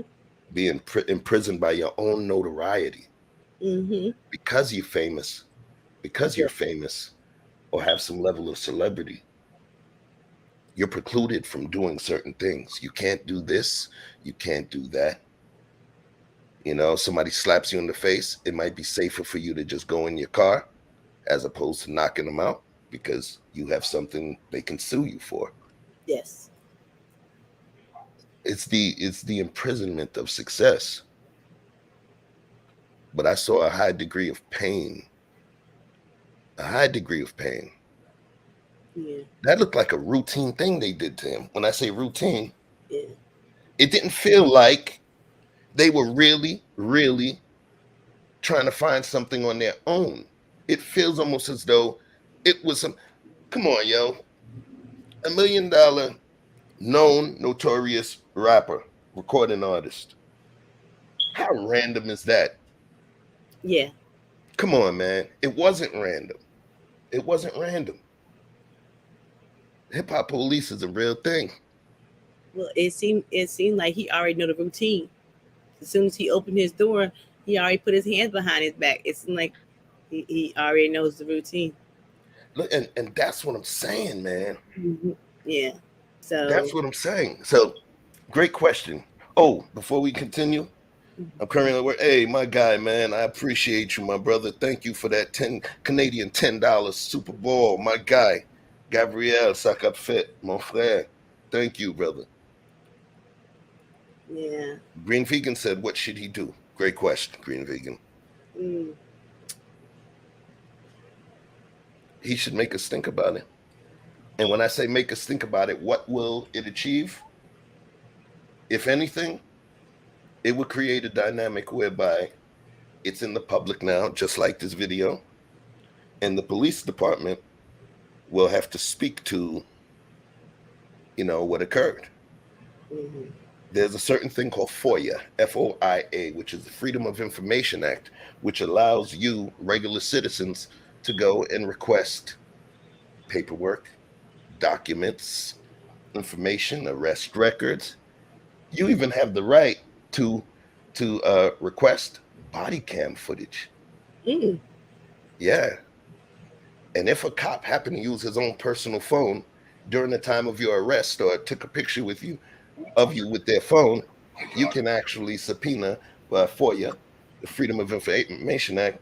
You could subpoena their phone records. All right. So at this point, if he believes this is real, I sincerely think that what he would need to do is make us think about it so that they have to be forthcoming in terms of what kind of edicts, EDICTS, or orders that they have, related to Boozy. Mm. Straight up. Yeah. I mean, he said he was going to file charges. I would go and see what the problem is and why, and start documenting how many times he been pulled over. So, Aaron Laura. So when I said routine, what I was stating about routine was the cops were handling the stop as though it was just a regular routine stop. They were not handling the stop as though there was a sense of danger, as though they knew something was there. They were handling the stop as though they were told to stop him and look around, right? Is it because of his actions? What actions? Is it because of his actions? What actions? Is the system, the police, a bit of both? Well, in this particular thing, he didn't commit any crime. They did not find any drugs on him. He was not consuming any drugs. So what was he doing? He was a passenger in the vehicle. He was not even driving. The police flagged people. Oh, she said, no, I mean Andrea routine. He behaved as though he's done this before. So I'm going to kind of jump to that, answer that, Aaron Laura. He's complaining because it happens all the time. Mm-hmm. And he's talking specifically about the state of Georgia. He's not a felon from the state of Georgia. He happens to live in Georgia. He did his time years ago, and he paid his debt to society, and he's a businessman. Yes. So in terms of the routine aspect, routine for him, listen, he was smart. We live in a place where don't resist. Mm-hmm. What he did was what he was supposed to do. Mm-hmm. It was the safe thing to do. It Yes. was the remain alive thing to do. Mm-hmm. And of course he was from the streets, so he had gotten arrested younger. He'd gotten arrested before, so he understands what it is. Yes. I think that was more or less a safety precaution that he took. And that's also a way that you would show the police that you're not resisting. Mm-hmm. You know what I mean? It's almost like giving it up, where you're like, look, man, let's go here. So what that does too, that's kind of the hood way of showing compliance. Like, F you, man, just put the cuffs on. So in terms of the routine, it's messed up that that has to become a routine. Yes, it does. You know. Oh, you good? You good? Keep them coming, Aaron. You good? So I really, really, really hope that he doesn't let it go to the wayside. I want him to create the conversation Yes. because he looked like he was in pain. He Yes. came here to this state to get away from everything. He bought a big old house, mansion to get away from everything. And what he's saying is, y'all won't let me live. And I saw some serious pain there, you know. But as the story progresses, I mean, you can post it too. my question, I'm just asking some questions tonight. So my question too. Yes, is marijuana not legal in Georgia? But do I think if he moved to California, would he be target as more? Because um, I just wonder that would he, if we would have moved to California, where it's okay to smoke weed here. So weed was just one of the things because we know he's a weed smoker, right? Yes, We know he got guns, okay? yes. But he's a felon, so he can't have guns. Okay. Do I really think they're looking for weed? Hmm. No, that's just a fallback. Yes. All right. If they would have found a couple of AK-47s, 3 pistols, and some, they wouldn't even have said nothing about that weed. And they didn't find any weed. They found an empty bag that smelled of weed, so they gave him a citation. That's a paraphernalia charge. Yeah. So Okay. they actually trying to they trying to catch him dirty, and he knows that. He admitted he was smoking. He admitted he had smoked. He didn't say he was smoking a blunt. Not everyone knows, but even if you have your car windows up, the smell of marijuana can easily be detected by cars behind you, including trailing patrol cars. So, Officer Vic, is that what you think took place? He is known for riding around and smoking with windows down. Could it be that simple? I'm asking the question. I don't know. That's why you're leaning to. So, you may want to make your statement. So, because according to the questions, it's giving me the idea that you vilifying him, that he was driving around smoking trees. They didn't find no trees on him. He stuck the blunt in his ass in his prison wallet. That he swallowed it. Like, Hmm. hmm, Well, mm, I can't deny his pain, but sometimes we play ourselves and call our own pain. You got to talk about it. How? We just throwing platitudes. Yeah, sometimes things happen. Life is not fair. Let's keep it in the bubble. his name for Let's something keep it in the bubble and of go. this specific situation. But I don't think he caused his own pain. I think his tags being flagged, it keeps having the cops pull him over. Right, but what Vic is saying is that his windows. But the thing is that they was able to smell the weed in his car from inside the police car, and potentially. Eh, I I think don't that like this thought process. I don't like the thought process. The only reason I don't like this thought process is because I think that's reaching to that's me. a, That's it's what it's re. I don't like this thought process because that's the thought process that will continue the shit. hmm You'll never be able to live anything down because there's always going to be one of your own people that's talking about why you deserved what occurred. There's always going to be one of your own people that's saying why you might have deserved what took place to you. um, give Vic, me did a you minute. think there was an opportunity that maybe Give me a minute, a chef. Okay. chance that, all right, did you think that maybe there's an opportunity that he was innocent? Did you give any wiggle room that he was innocent? That's the question. That's the question.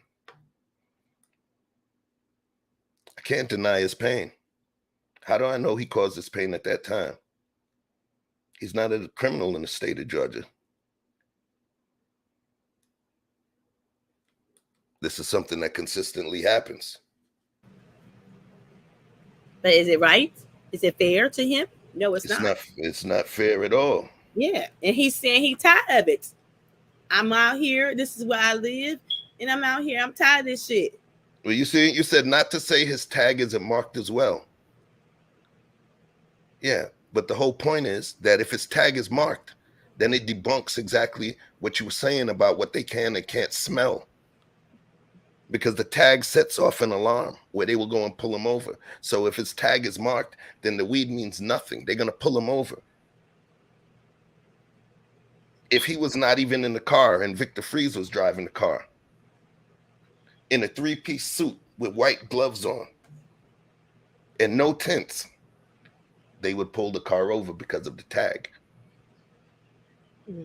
So if you agree that his tag is marked, then it debunks anything else, because they would have pulled his ass over regardless of if they were able to smell weed from inside of their car, outside of another car. And they just gave a little citation to justify. Okay, that's the key. You got to do something. Yeah, to justify them pulling him over, because that's the bullshit. But let's stay tuned. We're gonna come back. We are going to come back to that topic as we get more information and hear Boogie's response. All right. Okay. Yeah. So before we continue, I want to throw a little something out there, because of course, right now, we got a little station identification. Maison Choupinot. You guys remember? They're out. See the cheetah print. Zaire Guillaume's. You see the purple couch print? Listen, yes. I'm not unboxing them today, but I definitely want you guys to support. Have $10 off discount codes as well that we my moderator please share. Bear with me one moment and we're gonna play a commercial for you. Take a look.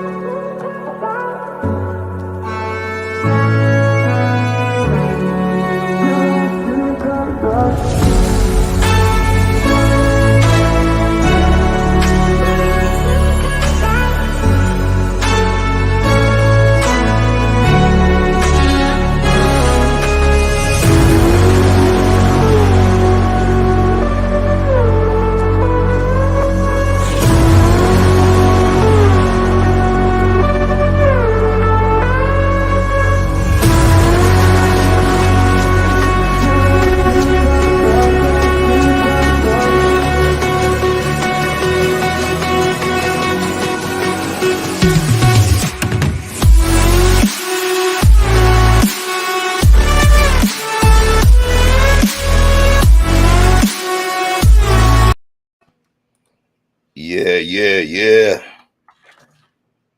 Check them out. It's a labor of love, and it's something that I hope it pleases a lot of people. The creation of it pleased me, and I'm coming with a fall collection. Stay tuned. Stay tuned. All right.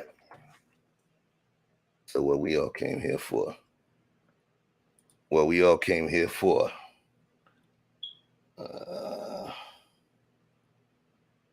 All right. I'm going to take that. So, what we here for? Yes. Oh boy, KS. Andrea has never seen a Kevin Samuels. Don't be interesting. Stream. Let me put our faces up here. Should be there. There we go. So, ladies and gentlemen, we finna start this thing up. And if you never seen it before, we are about to be playing Average at Best, Fair use police. You know what it is? Let's go.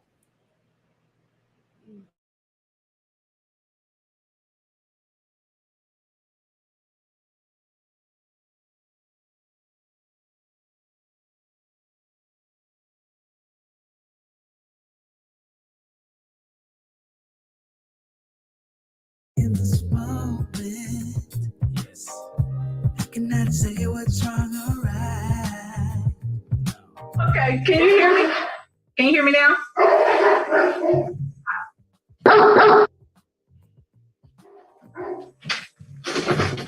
Those were hers. Hey, can you hear me? Yeah, are you a PhD? No. I'm a PhD. How many dollars you got? One. Really? I'm sorry? What kind of dog is it? He's a cane corso. Cane Corso. This is a Cane Corso. Cane Corsos are one of the biggest dog breeds around. Those are the big boys. Cane Corso is my favorite dog. She got a freaking Cane Corso. He's a what? A cane corso. What is that in English? It's a larger dog, and their breed is meant for guarding and protecting. They're very protective of their home and their family. Okay, so what's your disagreement? Honestly, I don't have a disagreement. I just came here because I honestly want some advice from you. It says disagreement day. Oh, I know, but this is my first time catching it on live. Normally I'm asleep. And You have a job? I do. I own a business. So, did you notice something first? What did you notice, Andrea? The lights are dim and all that, and then he said this is the disagreement show, and then she said I wanted to ask you a question. He said, you know, this disagreement show. So Right. see, she ain't following the protocol of the program. You a content creator and you've been doing this longer than me. So you feeling okay, cool. You feeling Yes. it. All right. Let's go. If you need me to pause, say something too, okay? Okay. Cool. Business, Okay, so I do too. and I You have a job? I do. I own a business, Okay, so I do too. and I do have a question. If you But don't I mind. have a business. And if you wanted my advice, you could always book a session if you can't catch us at the show live. I'm definitely. I was trying to go online earlier. But all you have to do, man, but see, what kind of business do you own? I own a pet grooming, doggy daycare, and indoor Okay, dog so park. what you're basically trying to do is I have a disagreement day, and you basically came in and said, damn your topic. I want to ask you what I want to ask you. And Okay.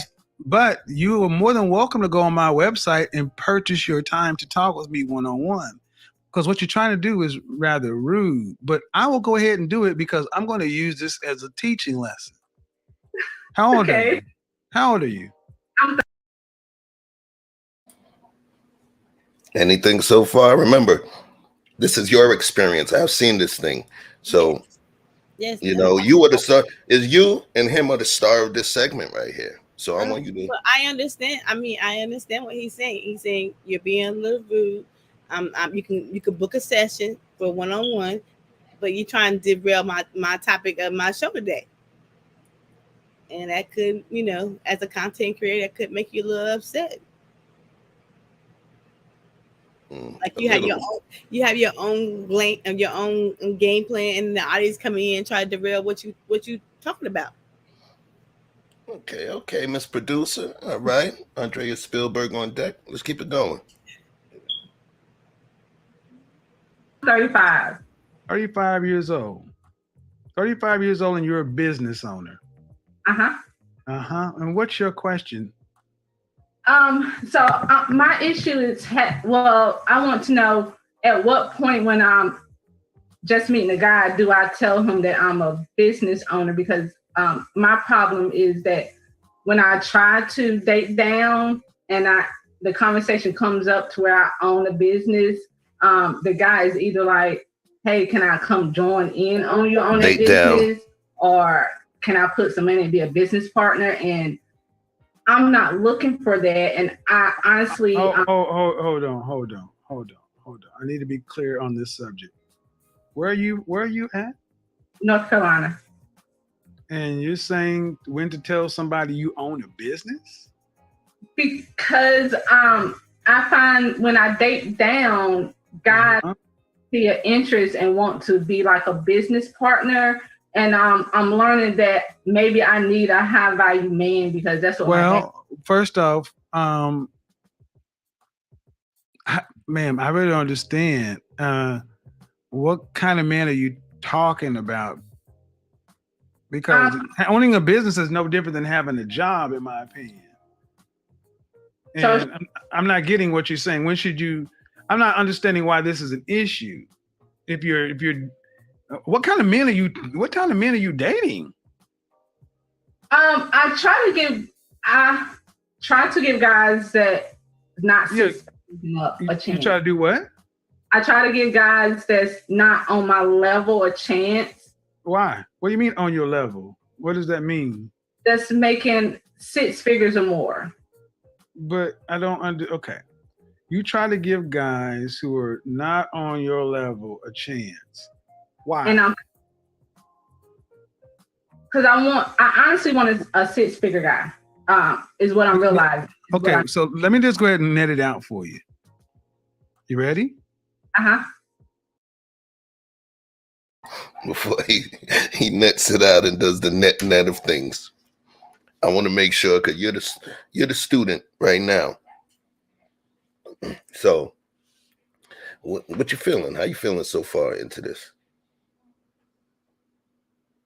You on mute? You can unmute, chef style. It's like she's all over the place. I'm just like, okay. Ooh, it's a lot. She all over the place. And what do you think? Go ahead. I'm sorry. I do agree with him. He was like, owning the business is like having a job. Okay. What do you think about her, so far what she's stating that she wants? She said she want a high value man with 6 figures. Mm-hmm. That's what she said. No, I'm asking you, what do you think about what she wants? I mean, okay, that's what she wants, but is she getting that kind of man? She said she date down, so who you dating with 6 figures if you date down? What's dating down? I guess dating down is dating somebody below your level. Aaron, right. You're right, Aaron. I was reading her face too. Remember, this is the one that pissed a lot of people off. Mm-hmm. All right. So let's keep it rocking.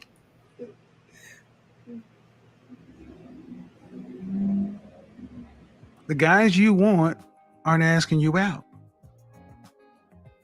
Well, I haven't been putting myself out there, honestly. But you put yourself out there enough for the guys you don't want or beneath you to ask you out. Those are like guys I met online. Right.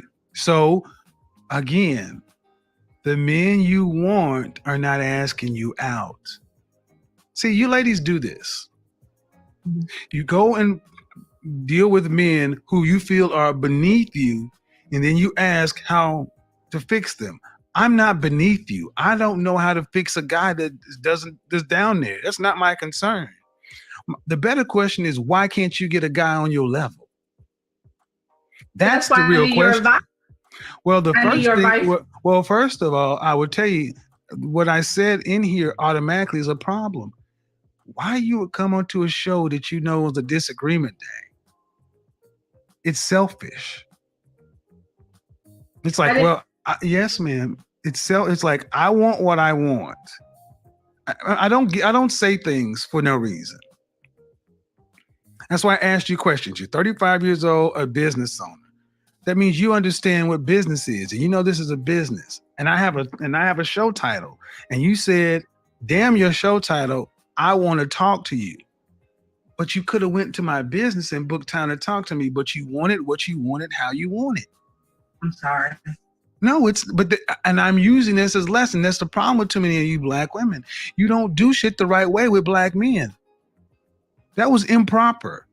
And when I told you the right way, you still were like, well, whatever.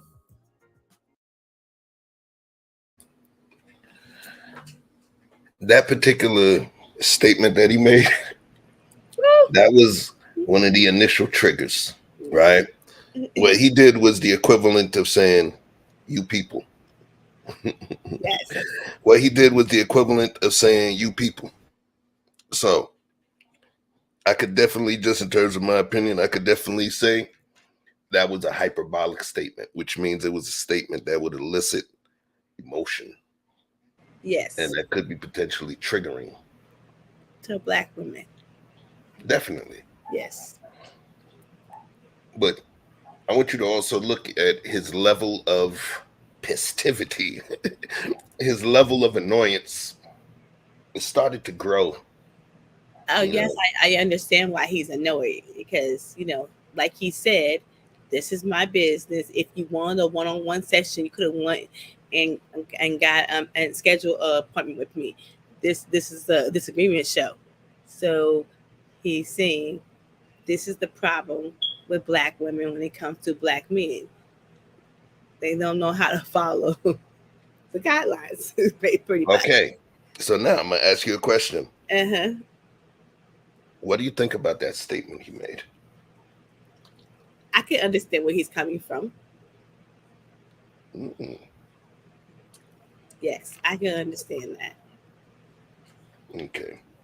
Then let's just say we keep it in the bubble of just what's taking place over the course of the last 6 minutes and 7 seconds in that video. Yes. Okay. All right. Let's keep this going.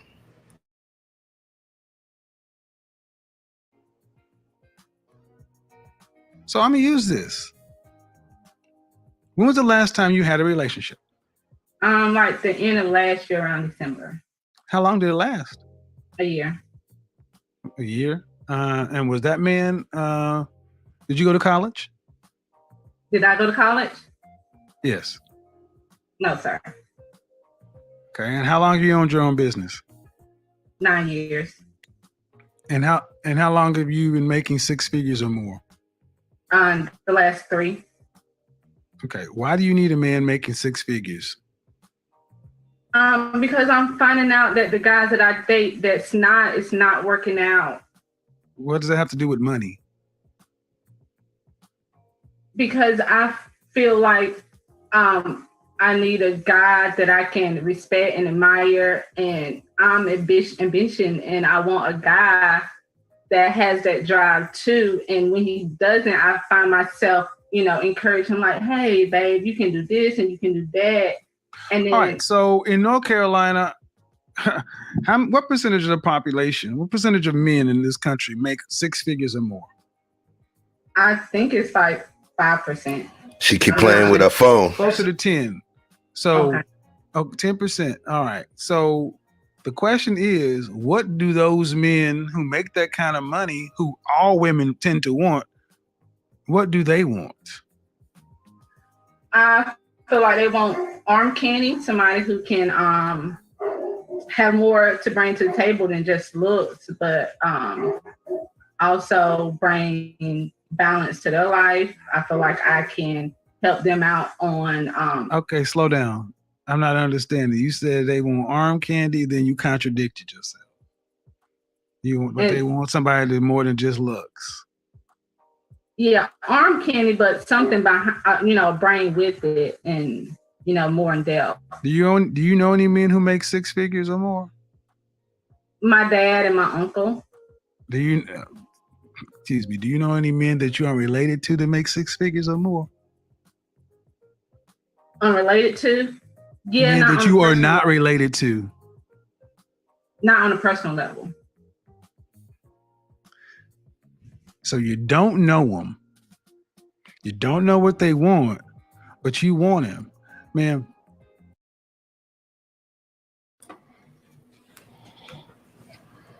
Woo. You're gonna have to translate those faces, yo. Oh my God. Because when he asked her a question, do you know a man who makes 6 figures? And she was like, my dad. But he was like, no, somebody who's outside your family members. But you want a man who makes 6 figures. You want a man who makes 6 figures, but you don't know nobody who makes 6 figures. And what do money has? I thought you wanted somebody to love, honor, and respect you, not about the money, because you can always grow and make money, but can you find somebody to love, honor, and respect you? I think that's an important thing. I think that's an important thing to focus on. Do you want someone to love, honor, and respect you? I believe those are the foundational aspects of a true relationship that will last. Yes. Not finance. Not finance. Because For sometimes better or for worse, for sickness, for health. For death do us part. Sometimes finances can struggle. Sometimes money is high, and sometimes with my dad and my mom, money was high in the summertime, but wintertime money was low because it was raining and stuff. So sometimes finances, it doesn't work out sometimes. But can you love somebody through the depths of the valley, the low points, when you don't like each other? Can you do that? That's when you know who the real person is. So that's a great question. And I say this. Mm-hmm. In order to, something is as severe as loyalty, right? Something is severe. Hold on 1 second. So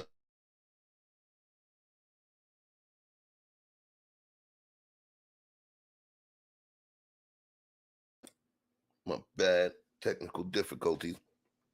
So in order for something to be considered strong,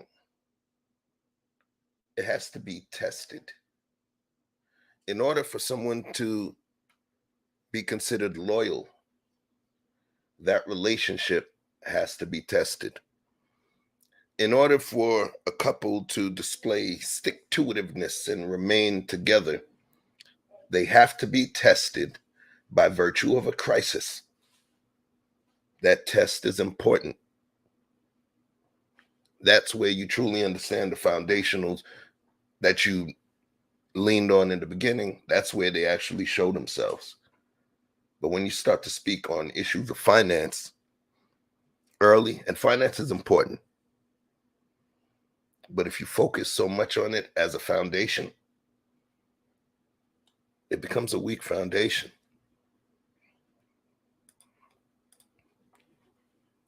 So let's run this thing.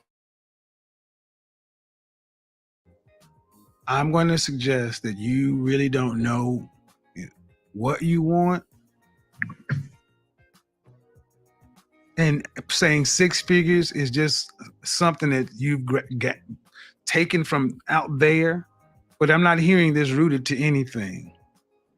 What do you want ultimately? Do you want to be married, children, what? Yes, I want to be married. Do you want any children? Yes. How many? I have a son now, so. Okay. How old is your son? He's 13. Where's the father? He's not enough in his life. I didn't ask that. I said, where's the father? Well, he's not like in it like I would like him to be. All right, so go ahead and take this down, ma'am. Don't advertise on Google Ads or Facebook before blocking click fraud with Clixies. Not a fun fact. Men who make the kind of money you're talking about have options. And typically they don't want to deal with women who have 13-year-old sons who are used to dating men who this doesn't sound appealing to the kind of man you're talking about. Do you understand what I'm saying? Yeah, but I was thinking once I start booking 20-year foster mother who's made a life of taking care of other people's born children. You are to me a perfect candidate to speak on how you feel about that statement because you in the paint. Did that bother you what he said about those successful men are not out there looking for a woman with a 13-year-old son? Do you find any validity in what he said, or do you think he was wrong? What I have learned is two things can be right. It could be true. What he's saying. Yeah, go ahead. It could be true what he's saying. It could be true what he's saying, but I will tell women it is some men who would want to accept your son, but is it going to be a difficult road? Yes, it is. It could be. But if he really cared about you and your son, he wouldn't not want to date you. So what's the best way to say it? What he's talking about is not about you already loving her and you don't want to accept a kid. What he stated is that those high value men that's making all of that bread that's in the top 1% of the area she lives and all of that, they are not going out there looking for a woman with a 13-year-old son. True. So do you get what I'm saying? Yes. He never said that they won't like you or the relationship won't continue. He's just stating that the men you're looking for or not looking, they're not looking for you. It doesn't mean that if you find one that you can't make something successful. Mm-hmm. What he's doing is what they call but I don't want to give too much away because of course you saw this. But so far, we're about 10 minutes into the video, right? With about 12 minutes left. Okay. Where's your head at right now? Because this is your experience. You feel me? So where's your head at right now? I mean, to me, he's giving her constructive criticism. He's giving her constructive things that what he's saying is them kind of men might not be for you. Maybe you find a man in the middle level, Talk to me about that. In the middle level. Let me tell you something. Yes, I know plenty of high value 6-figure men, but I say about them is some of them is a little. I'd rather have the middleman because he might cherish me better. He might. She wants a middleman, somebody to take care of the middle. He might respect me. He might. Sometimes high value men make 6 figures, are a little self-absorbed about themselves.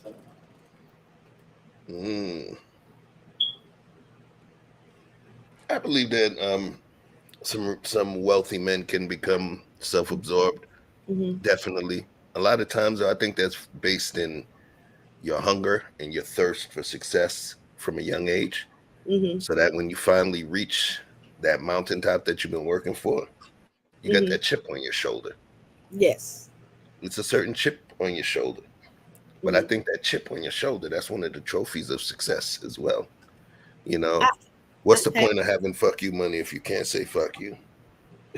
I agree with that. I agree with that. But at the same time is the pressure of having that chip on your shoulder. It requires a lot. Do I want to deal with somebody that's gonna require so much? I want somebody who's, the middleman who's like, look, I go to work every day. I take care of my family. I want to take care of you. I want to be with you. Let's see, can this work? Because I don't got, man, it's a lot to that 6-figure man. He's gonna require a lot from you. Holy smack! And this is her first time. This is her first time watching any of this man's content, so it's very interesting. He's going to require a lot from you. And we didn't even get to those subsequent videos where he breaks down a lot of stuff. Mm-hmm. But it's funny, you found your way to that point With I much told is you. gained, there's much that's You required. see, I know a 6-figure man. Okay, I told you he require a lot. Because he's going to take care of the family. He's Yeah. going to do all of these different things, and Yeah. he would require a helpmeet. Yes. You know, the Michelle to your Barack. You know how it goes. Yeah. So And it's then interesting. and then is she really? If she want a 6-figure man, but is she willing to give all that requirement that he gonna need? Ask yourself that. Great. I'm saying is I don't want a 6-figure man. Just give me somebody who got to make enough money to take care of himself, and when he come along to my table, we will be good. Uh-oh, there you go with that table. You don't talk about that. I am the table.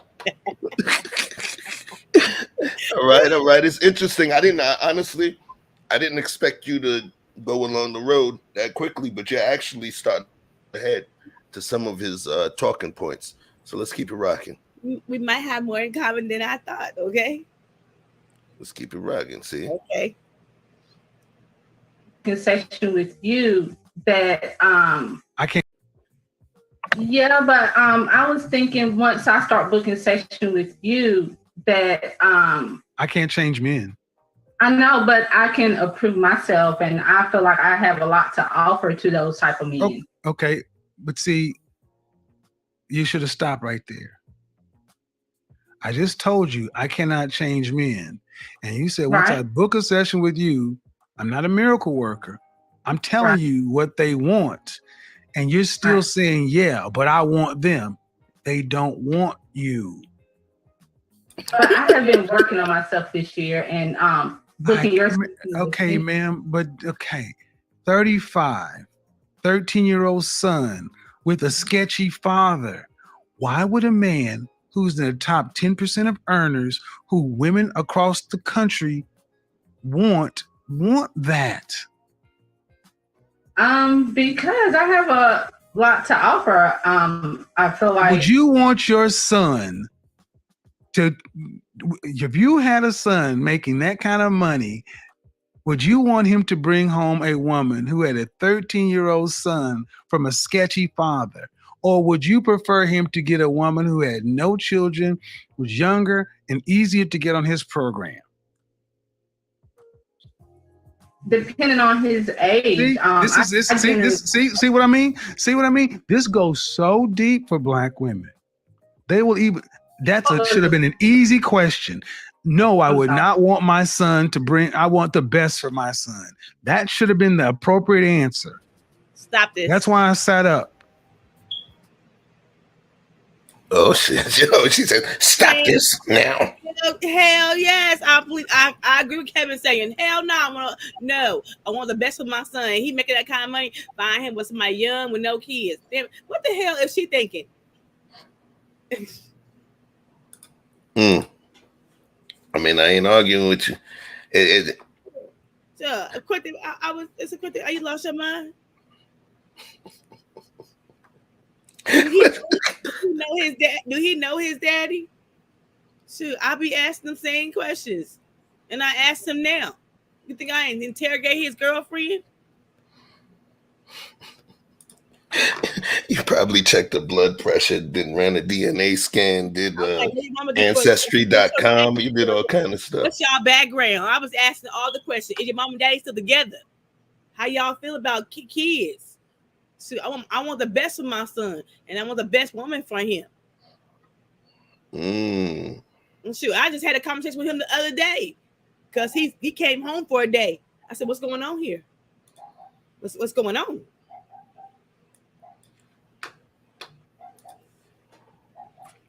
So I don't understand how she couldn't answer that question. It's telling. It's very telling. Yes. It's very telling. But remember, Kevin saying is better than me because I'm like, I don't want you to have no baby mamas. I don't want the hood rat girls who you talking to. I'll be telling myself all of that. I don't care how anybody feel. great conversation. And I'm going to tell you why, and great words that you chose.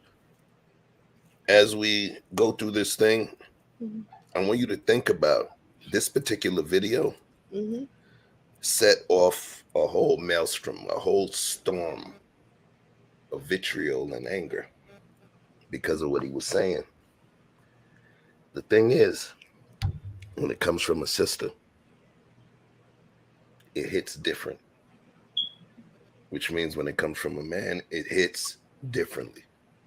Well, I understood where he We was. can't say stuff. Go ahead. I understood where he was coming from. You know, the same.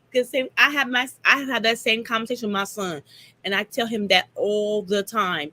I don't want you to be talking to them fast ass girls, them hood rat girls, the girls on Instagram. They just superficial. I want somebody who gonna love you, love the shit out of you, be a team player, be a helpmate to you. That's what I want for you. Period. And when I see his girlfriend, when I met her on Christmas, I was asking, what your daddy mama do for a living? Where y'all come from? What's y'all background? How many siblings do you have? Or you got a good relationship with your parents? Because at the end of the day, if I got to be her mother-in-law, I got to deal with her. And I want the best for my son. And I'd be damned if I let somebody talk to him crazy. So watch this. Those questions that you asked Quentin's girl. Mm-hmm. If her mom was a black woman, if the girl, let's say the girl's mom was a black woman, and she heard about the questions that you were asking her daughter, Mm-hmm. she probably would not have had an issue with it. You know why? Why? Because she might have been asking her daughter the same questions about Quentin. Mm-hmm. We all want to see our children in a better place, in the best place, the path of least resistance. Mm-hmm. We want them walking down the paved road and, not the dirt road, not the woods. We want them to have smooth sailing, calm waters. Mm-hmm. So we always want that for our kids. Sure do. So I don't think she would have had an issue with her asking, because if they were a good family and all of those things, then she was proud. Mm-hmm. And what it does is it makes it look like, okay, his family don't play. They're a proud family as well. Mm-hmm.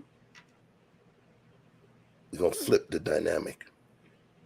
Imagine if it was Ronnie, if it was his dad asking the girl those questions that you asked. And then her mom found out that this man was asking all of those questions. Uh-huh. It might have hit differently, no? Yes, it would. But see, I know Why? He's a man, but he's a man. Boom. But see, I'm a little different. See, I know my ex-husband ain't gonna be asking questions like that because he said I'm too nosy anyway. Yeah, but that's the scenario. Remember, hypothetical scenario. It ain't really happened, so you can say, well, he wouldn't do that. No, if he did it, I'm just talking about the reaction. Yeah, she would think it was disrespectful. So I want you to magnify or multiply that, or amplify that rather, to Kevin Samuels. It started, in my opinion, my humble opinion, it started to rub people the wrong way because it was a man making those types of statements. Yes, it was a man, but if you're a black woman who got a black son, you don't want the best for him?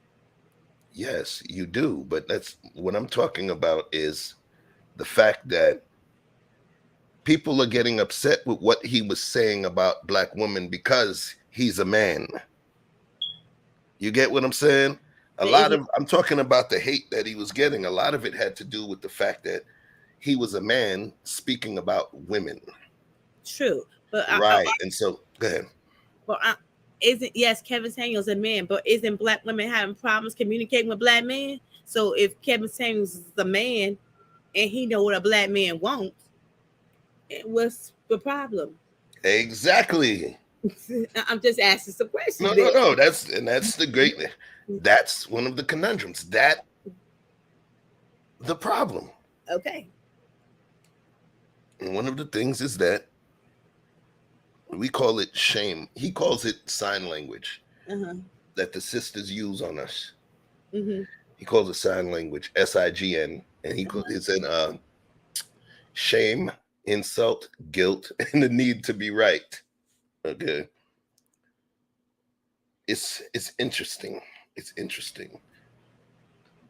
Aaron Laura said toxic masculinity and mansplaining. Those are some feminist buzzwords right there. But let's keep this rocking. That is bullshit. Should have been the appropriate answer. That's why I sat up. That is bullshit. You should want the best for your son. Of course. But and are you thinking, Micah? If he brought home a woman, yes, I feel like I'm the exception to the rule. But no, you're not. That's the problem. You all think you're the exception to the rule, but your life is proven to you that you're not. My love life is not that good. I agree with you. That's my point, and ma'am, and that's my point. You ladies all feel like, listen, you ladies all feel like you're the exception to the rule. And then when someone like myself comes along and gives you a dose of reality, instead of just accepting it, it's like, yeah, but I'm special. You don't know any men on this level that are not your father, that aren't related to you.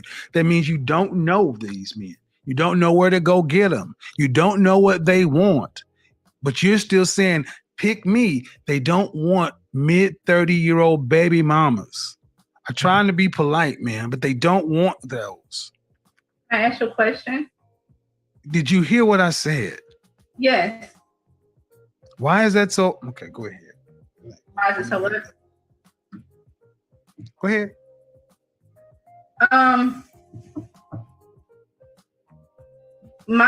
From my point of view, I feel like I get what you're saying. They do have better options, but also those better options are younger girls.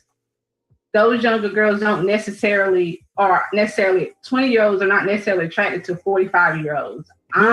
Bullshit. I'm 51 and I can't beat them off with a stick. That's another one on you lies. No, younger women are attracted to older men. What are you talking about? So can you see me? Yeah.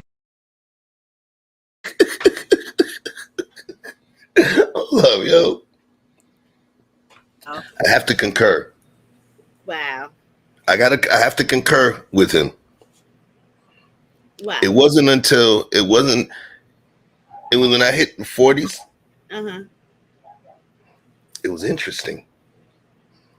Younger women found themselves attracted to me. And I'm talking about 20-somethings. And it was like, I don't know. You know, it was weird and it was hard to understand. But as time progressed, I started to understand, you know. And that's one of those things that goes deeper than just money. So you saying when you hit your 40s, women are attracted to you because what? Because you could be a sugar daddy? Nah, I don't think so. Because here's the thing. When if I was to find you a picture of me at 35, I was a late bloomer. All right. I was a late bloomer. I was a little dude in high school. So when I was 35, I looked like I was in my 20s. You know, I'm almost 50. And I don't think it was because of sugar daddy kind of thing. I've done well, but I don't like, I'm not wealthy or anything. So when I use the term wealth, just take it for what it is. I don't flaunt wealth. If I get something, I'm not showy like that. You feel what I'm saying? So that wasn't a part of the dynamic. If a 20-something-year-old was hollering at me, you know, they was hollering. I'm sure they might have been a couple levels on some, you know, sugar daddy vibe. So if I was single, you know, it was what it was, but I'm not a sugar daddy. And I think it has a little more to do with something else. the love of wisdom. Protection. Protection is not just these. It's not just pulling the trigger. It's not just, aggression. Protection goes deeper than that. Protection, it's also emotional protection. It's understanding wisdom, understanding a woman being with somebody that knows this life, that has experience in this life, that's driven this life highway before. And they'd be willing to entrust their journey to that person. So in terms of the protection and the provision, when it comes from a young woman and an older man, if you take the money out of it, there's a lot more that comes with it. There's a certain level of comfort. It's kind of like having a young person taking care of your toddler, as opposed to an old person taking care of your toddler. You feel a little more comfortable with the older person because they've been through this before. I agree with that. I do agree with that. So I agree with him, though, that the younger ones, especially smart younger women, are able to see a lot. And generationally, this particular era, the younger women are actually going higher up in range. And it's not just because of the money. Yes, when we hit our late 40s and into the 50s is where men statistically, are at their peak or their apex of financial wherewithal, where they got that money, where you're in full financial stride. Normally it's late 40s, early 50s. So yes, there's going to be girls that pick those. But even aside from that monetary aspect, there are a lot of women that understand the benefits of being with an older, wiser person. They smarten it up, in my humble opinion. Let's keep it. Yes, I can. Okay. So do you feel like a woman like me? Uh-huh. What would you rank yourself on a scale from 1 to 10? You cannot use 7. Would I rate myself? Just your face. My face when I wake up, 5, but when I put myself together, 6. Okay.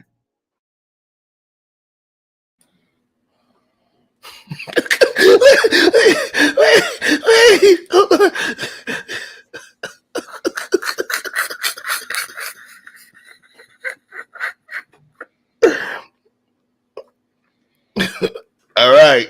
Okay. Now, all right. Look, you're gonna stop listening to these. Oh my god! You're gonna stop listening to all these motherfuckers and see and pick it up on your own. You see what I'm saying? Like what? All right. Jesus. Let's keep it going. And how tall are you? 5'5". Dress size. I'm sorry? Your dress size. A 3. Okay. So that makes you, if you give yourself a 5, that's average. Yes. So average looking women tend not to get high earning men. They tend to get average men. So did you I mean, stop right there. Breathe and digest. You're 35 years old and you can look around and see the world. You don't tend to see higher earning men with average looking women off rip. If you do see them, they got their average looking woman when they were both really young and he built his way up. But a man earning the kind of money you're talking about does not go for an average looking woman. I mean, my body is not average. So, but ma'am, you please don't make me say it. Say what?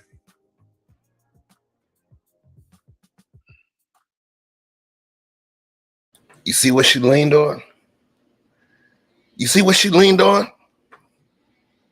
That right there. That part right there. That was when I really, really start to feel for her in a certain way. And it's not a positive thing. We're talking about beauty. Yes. And what you did was you leaned on sexual physicality or your physicality, how you look. It say more my body. Wow. So it's almost the equivalent of saying, well, my coochie tight.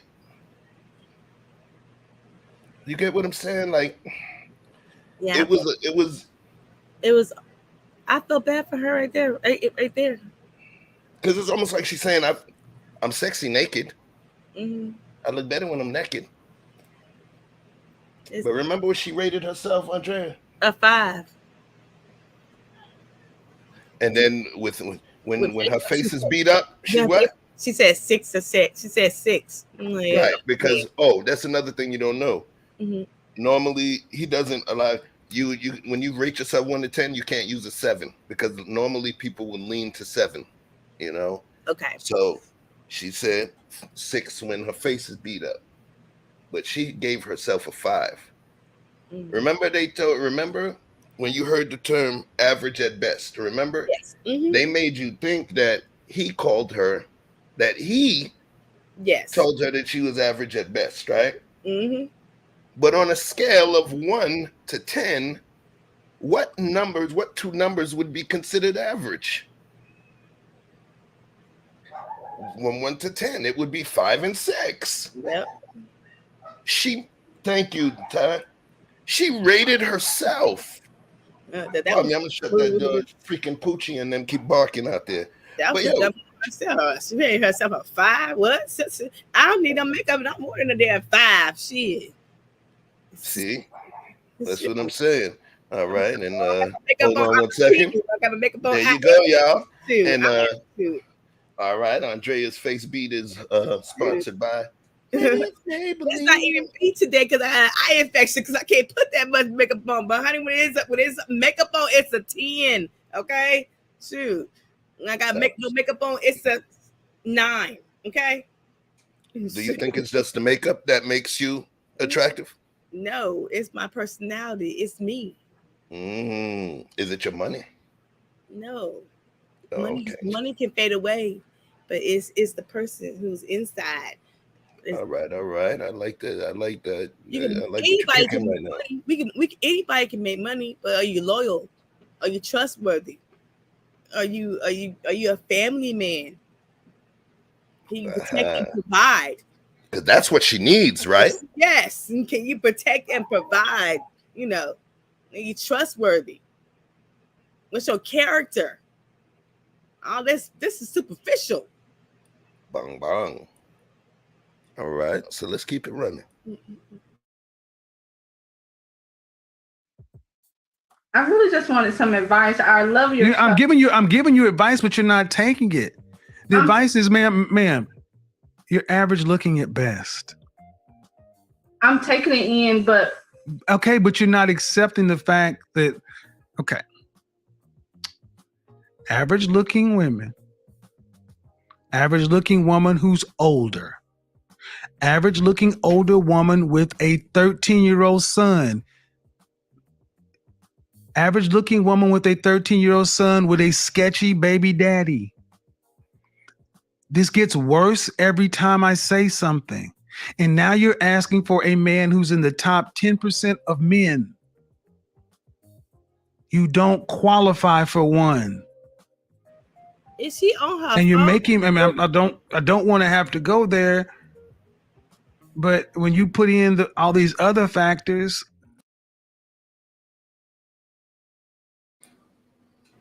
Ask it again. She on her phone too. I would have clicked the link for you. You would be going off my show. You making me mad. You're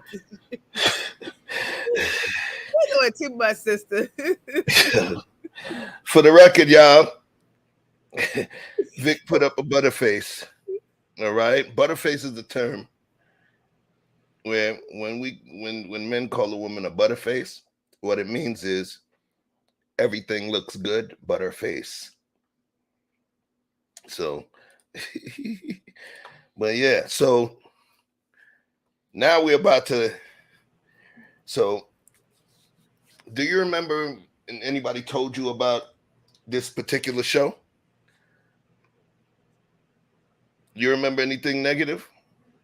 They say he yelled at her, but to me, she is frustrated with. He's frustrated with her because she's not listening. Number two, she on her phone. So what did you come on here for?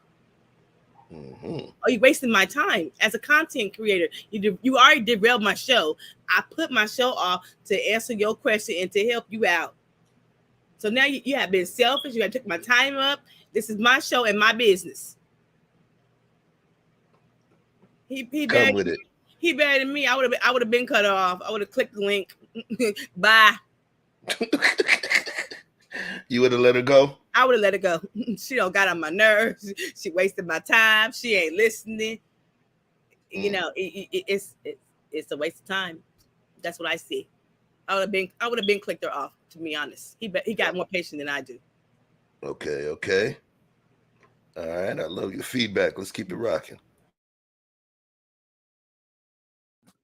Why can't you just get a man that's an average guy? Sometimes I feel like in order to fully submit, I have to feel like he's in. Well, then you're gonna die alone. How about that? Let me just cut to the chase, ma'am. You can feel like what you want to, but women like you die alone, straight up, because you think you're better than the men that you qualify for. And the only reason, honestly, ma'am, that I can see a woman like yourself really thinking you deserve more is because you earn more money than most people around you in North Carolina. But if your ass worked at the post office, you would not think so highly of your opportunities. So basically, and that's the reality. Men don't care. Her money gives her options.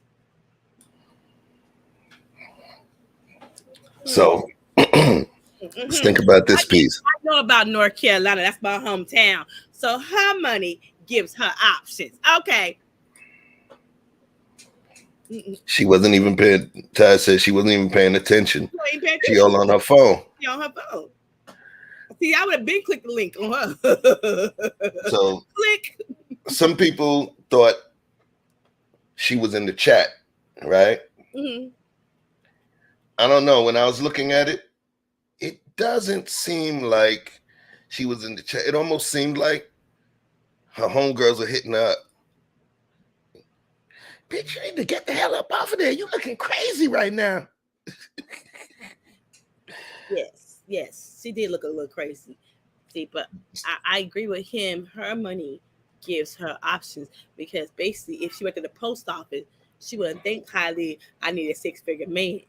She'll be okay with the regular post office man with her because they doing the same job. But see, her money gives her more options. It gives her the perception that she has more options. Perception, yeah, more options because of what she does. Yes. One of the things that he normally would speak, and you're going to see when we go into our series and we go to further future videos, you know, one thing that he says is the kind of men that you're looking for, those high value, let's say high earning men, they don't give a shit about how much money you got. Mm-hmm. They don't care about that. They want you to get on their program. But you got you a millionaire, you make $100,000. They want you on their program because they need you to be a helpmate. Yeah. But if you are a master of industry within your own right, you know, it becomes different. But she high value men, high earning men have an issue. But sorry, go ahead. She lead with making 6 figures. She never said about his character, the father, the provider. When I meet a man, the questions I'm asking, What do you do for a living? What kind of father are you? You got baby mama drama. I want to know because I mean, if somebody's in my life, I have kids, so I want to know what's your character. Are you be a protector and provider? And how like if I'm just meeting you, how you treat me on the first time I meet you? If you an asshole, I'm like, he cute, but he asshole. No, I'm good. So watch this. Just to kind of speak to one of the things that Kevin was talking about, right? When he talks about the women and what they make and what they bring to the table and them being masters of industry, it doesn't always work for those high value men that they're looking for, right? Because they want you to get on their program. Who is the most successful female R&B singer you know of?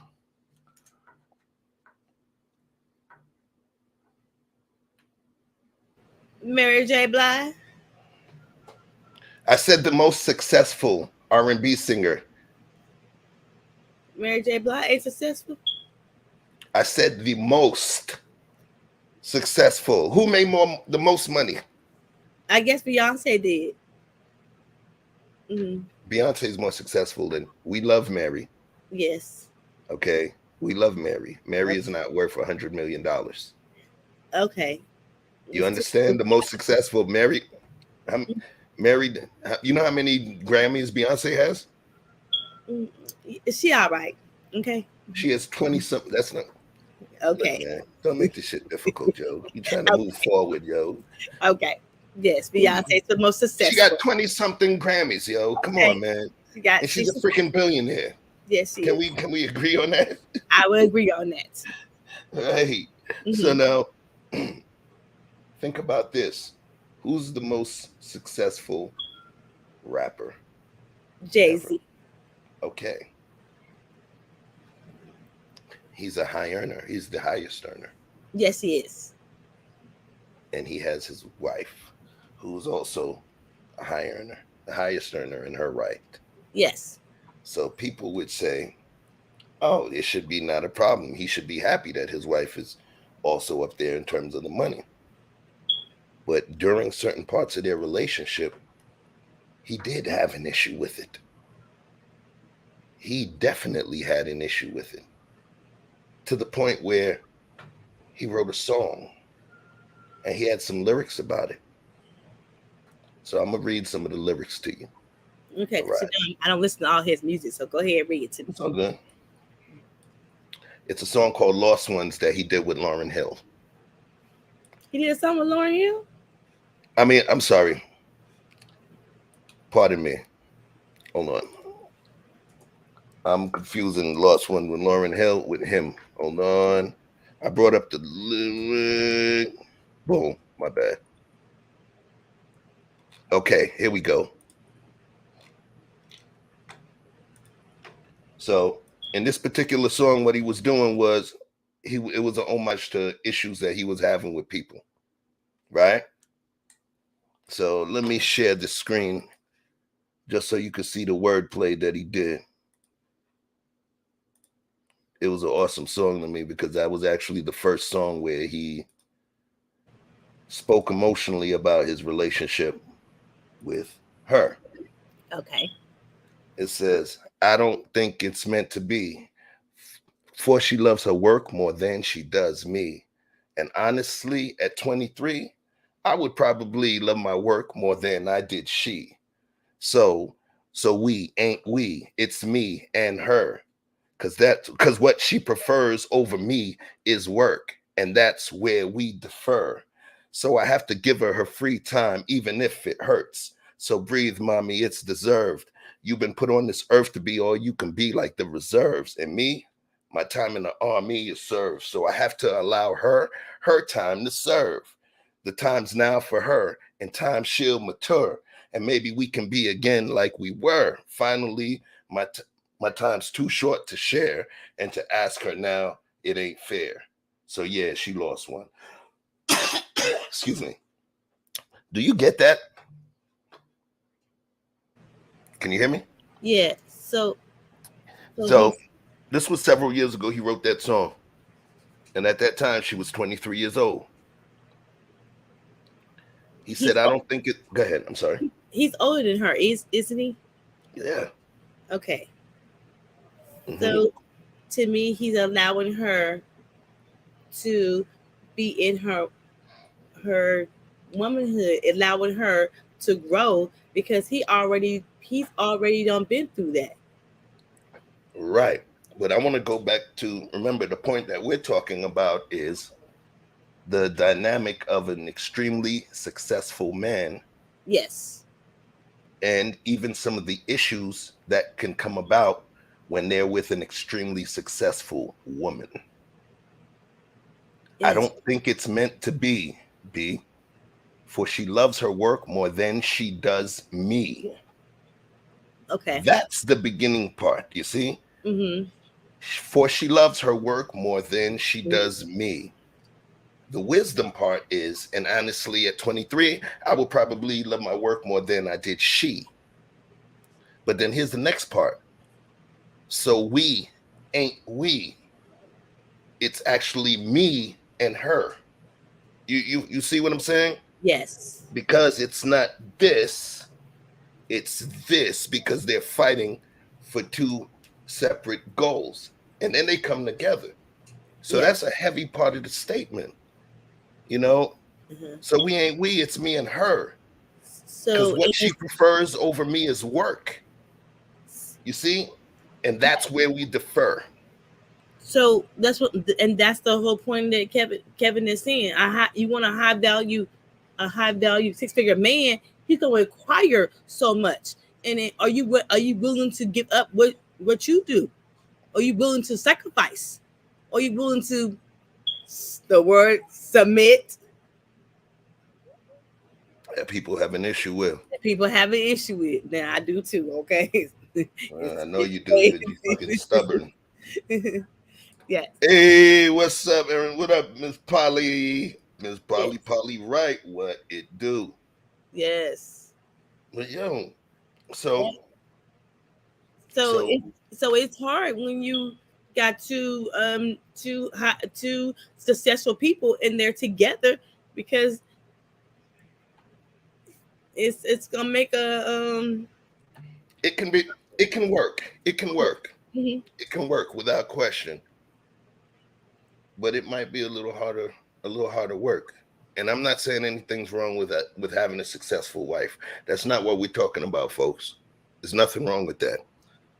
But what we're talking about is certain men like to have their mate or their spouse or their helpmeet on the same program with them.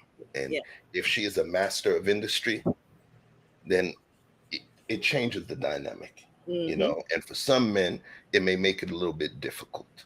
All right. Yes. So I didn't want to lean on that one too heavy. But we're gonna go back and finish this video off, you know.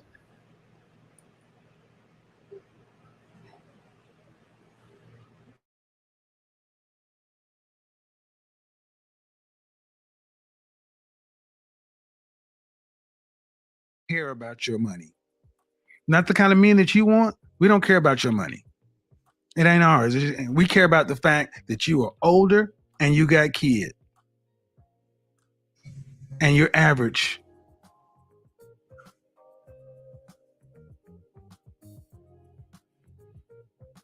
And your reality of your life has showed you that.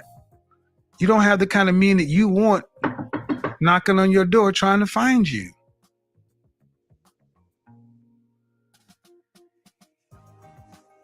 See, what we've done in this country, this world, is we've told women like yourself that you can have it all, and you got a Prince Charming who's 6 foot, 6 feet tall, 6-figure income, jawline, all this other kind of stuff. And I'm sorry, man. No. Most people get average people, especially average people. And you're an average person. I mean, let's be real. You're not running Microsoft. You got a pet grooming business. You've been making 6 figures for the last 3 years. Okay. But But if I'm looking at you, but if I looked at you and I took all that off of you, all the eyelashes and all the hair, what do you look like under there? I mean, I look the same. I'm just. No, you don't. Because if you did, you wouldn't have all that on. I'm sorry? No, you don't. You don't look the same because if you did, you wouldn't have all that on. So, what is your advice for women that? All right, I'll tell you my advice, man, because you're not listening to me. This is why I always recommend you need therapy. People think most of us in the Black community need therapy, but you're not dealing with reality. I asked you about your child's father, and you couldn't answer me. But it doesn't sound like you're too proud of him. What kind of student is your child? He's an A student. Does he have any behavioral problems? No, he actually got a YouTube channel and he's trying. I don't need no. But where is it? But his daddy is still. If his daddy is alive, does he have a relationship with his father? Yeah, he does. Then what's your issue with him? He's not business minded like my father and my uncle. And then why did you choose to make a baby with him before you got married? Young and dumb. I was 16. Exactly, and that cost. See? Yeah. That young and dumb shit, let me stop you right here. That young and dumb shit you Black women throw out as if it's supposed to get. Listen and listen well, women. Young and dumb is not a get out of jail free card. It doesn't go woof and change the fact. You still have to carry that consequence. And men are not rushing up to be stepfathers for 13-year-olds.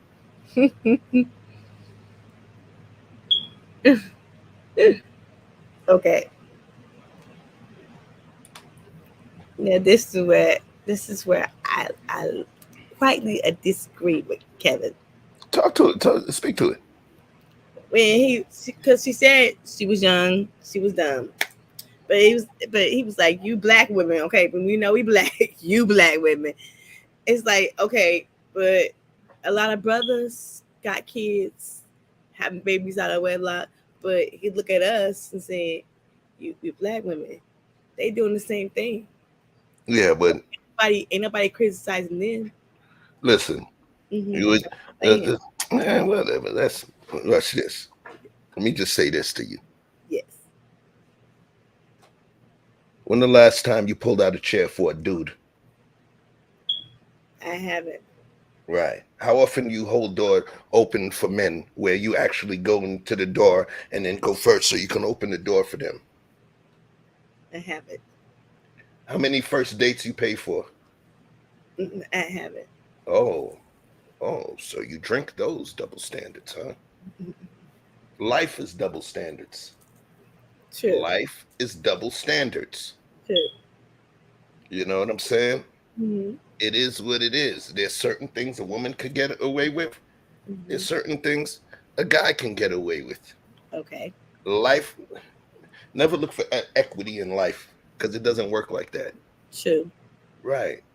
You know what I'm saying? So, yeah, well, a man can have kids or this, that, and the other. It's different, though. Because guess what? What? A woman could get a man that has 19 kids. And the man that might have 19 kids may also be that same man that doesn't see him. Which means that she doesn't see them. Proximity. Remember the double standard of the woman normally being given custody of the child, right? Mm-hmm. So naturally, that's a double standard. It was a double standard that causes that man that has children to not have to carry them himself. Okay. So now, when a man knows what he want to deal with and what he doesn't want to deal with, and if he says, I don't want to deal with a woman with children, he may have children. He's entitled to that. There's women that have children that don't want to deal with a man with any children. There's a lot of women that are out there that might have 3 children, and she'll say something like she wants to be the person that gives that man their first child. So you're talking double standard, but it is what it is. Mm-hmm. It is what it is. You know. So being Nizzle, what it is. Nobody's criticizing him. Black men.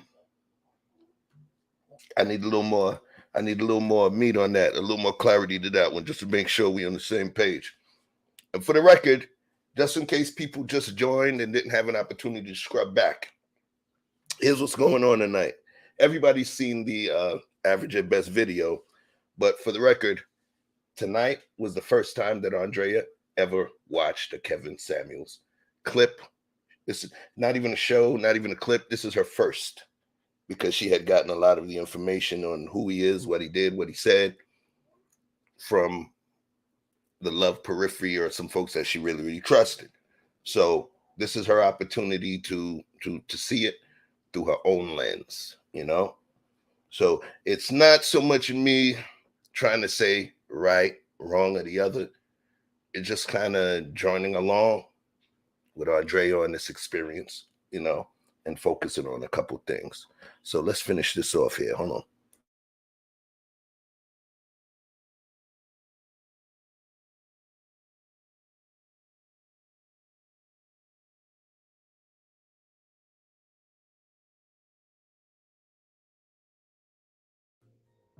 What would be better is if you honestly sat down and asked yourself, what value can I bring to a man? And I know that what I can. Well, all right. What value? What is it? Sorry, y'all. B Nizzle brought the clarity. He said, Andrea said nobody is blaming the man. So what's been happening for the last 50 years? I like it. I like it. Awesome. That was a great comeback, Nizzle. Why? I'm going to name one of the greatest men that you ever known. Your daddy. He raised 7 children. He provided. He protected. He loved your mama for over 40 years. Over 40 years. The ups, the downs. He did everything that he had to do to keep y'all fed. Okay? He took y'all across country for a better life, a better existence. You know, something better. He took all of that responsibility. There's a thing that Vic and I like to call the burden of performance. It's that shit that we as men, I'm going full screen for this one. That thing called the burden of performance. What is the burden of performance? That's boss level shit. It's understanding that everything rises and falls on leadership. If we become successful, I was the one that helped lead us into success. But then there's a moment of failure. I have to fall on my sword and acquiesce to my failure and take it as a leader. That's what we do. That's what bosses do. If you run in the ship,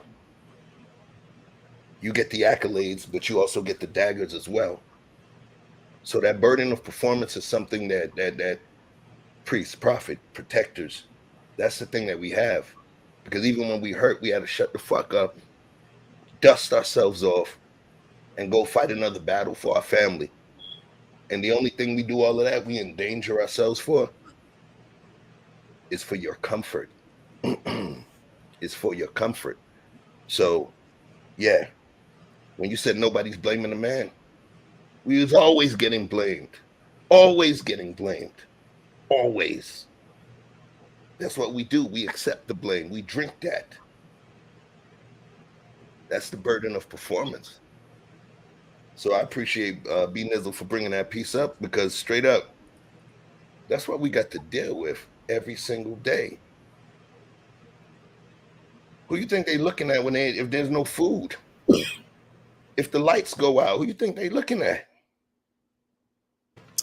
We're looking at you. Oh, Nizzle. See, I like where you dropped that. That's why Andrea is an advocate. If it were kids instead of men, she would have seen the lack of equality. You know that. Look. Nizzle is that dude, yo. If he wasn't married, though, he would be lethal because he's able. He would be. Listen, man. If he was single, don't let him get single, man. You hide your wives. Because he was able to think he's obviously seen you before. Yes. He pays attention, right? Mm-hmm.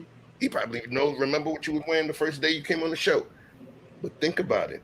He said absolutely true. If it was kids instead of men, you would have seen a lack of equality. Children are your trigger. Children is your ministry. That's how you help take care of the community in your way, is the children that you keep safe. You and I had a conversation, you remember? And I talked about you when you go in certain panels. I told you about toughening up your skin, right? Yes. About what topic? Kids. Because I felt that you can be balanced in everything, but when it comes to those precious babies, when it comes to conversations about children and this and that, that's your trigger, and you will go off. Yes. So he was absolutely right about that. So great catch, Nizzle, my dude.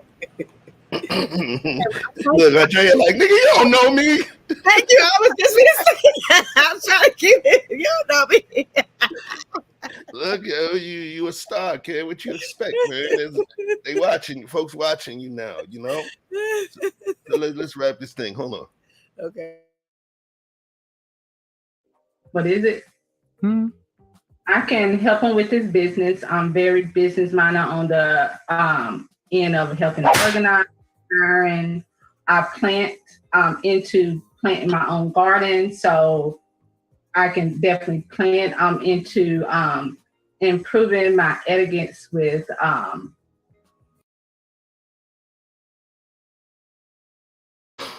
Call me literal. I'm gonna run that piece back again, and we're gonna talk about that word. Definitely plant. I'm into improving my elegance with two things. What can you contribute? I plant. I plant. But here's the other piece. Number two. What the fuck is elegance? Improve her elegance. She conflated two words. Etiquette. ETIQUETTE. Etiquette. And elegance. ELEGANCE. And she created elegance. The Somebody must told her she'd look at her. Okay, I'm just being honest. That's why she said that. She's improving that elegance. It's the elegance. You know, I would have been texting you. You would have used that word. I would have been texting you in the back like, yo. Okay, Mickey Red. She's a master queen gardener of the state of Georgia. Y'all don't even know what she can do to a garden. So she has a dog in this fight. So she's going to say a vegetable garden is very beneficial. Right? Yeah. Look at that. You know, Mickey, she's going to defend her point. Well, here's the thing. Is it beneficial to a millionaire? No, it's not. Oh, no. That was rhetorical. I was just throwing that back at Mickey. Growing your own food is the move and the wave. True. All right, let's keep it running.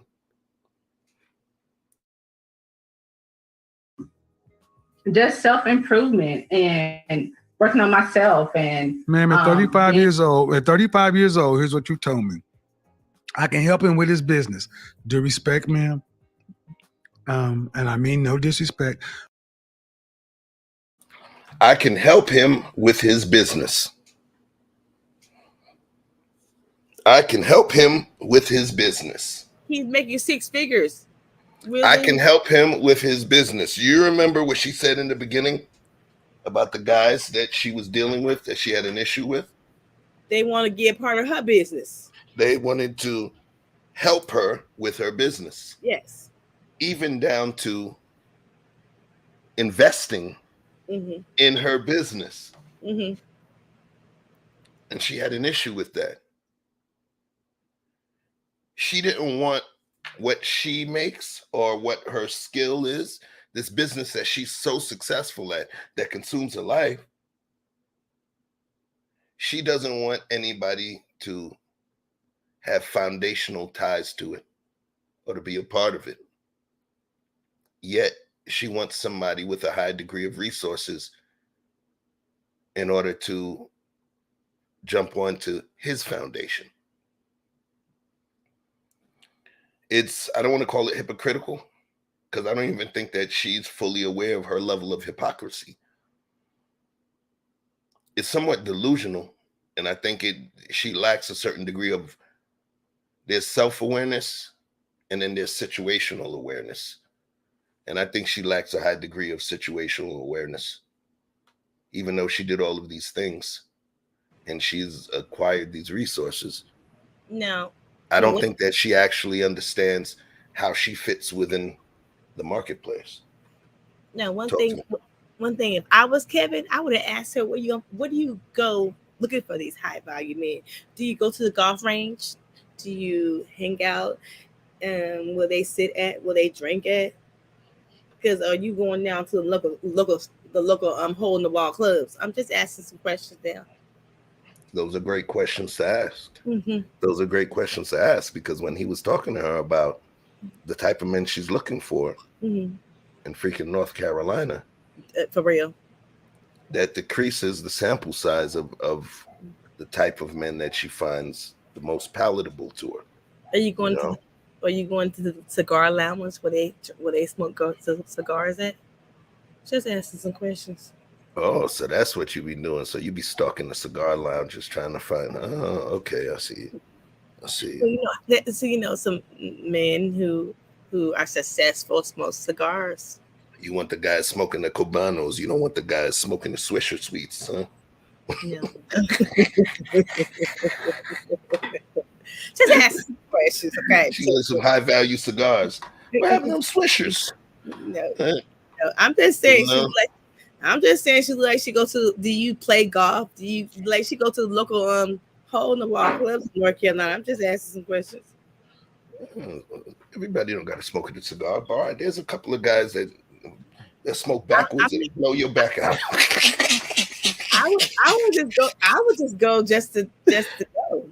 I don't smoke a cigar, but I'll just go. I know plenty of high value men or men who make some kind. They like to sit around and drink and have a cigar. Okay. So I'm just asking where she go and find a man at, because if she in North Carolina, she probably going to the hole in the wall. I'm just saying. Okay. So let's instead of the golf course. All right. So let's finish this off. Okay. But 20 to 30% of people own businesses. What about the 70 to 80% of men who don't own them? That means that doesn't matter. That means nothing to the average man. Then the next thing you said, I can plant. Ma'am, that means nothing to most people because we go to grocery stores. Then you say self-improvement. I gave you a shot at saying what you have to offer to men, and you said nothing that we value. What do you value? Book a session. Book a session. I'm not doing this. Nope. I'm done. I've tried to go around, but this has happened. The older you ladies get, the more you get set in your ways. Book a session, because I don't want to do this in public, man. Because you seem like a sweet woman, but you're not getting it. You're being so mean. I'm not being. Don't tell me I'm being mean. I'm about to be mean. I get tired of you broads telling me I'm being mean because you cannot handle the goddamn truth. You called my show on a day that you ain't even supposed to be here. And I honored the call and sat here and tried to help you. And I'm telling me I'm being mean. Now she on the phone. Fuck out my phone.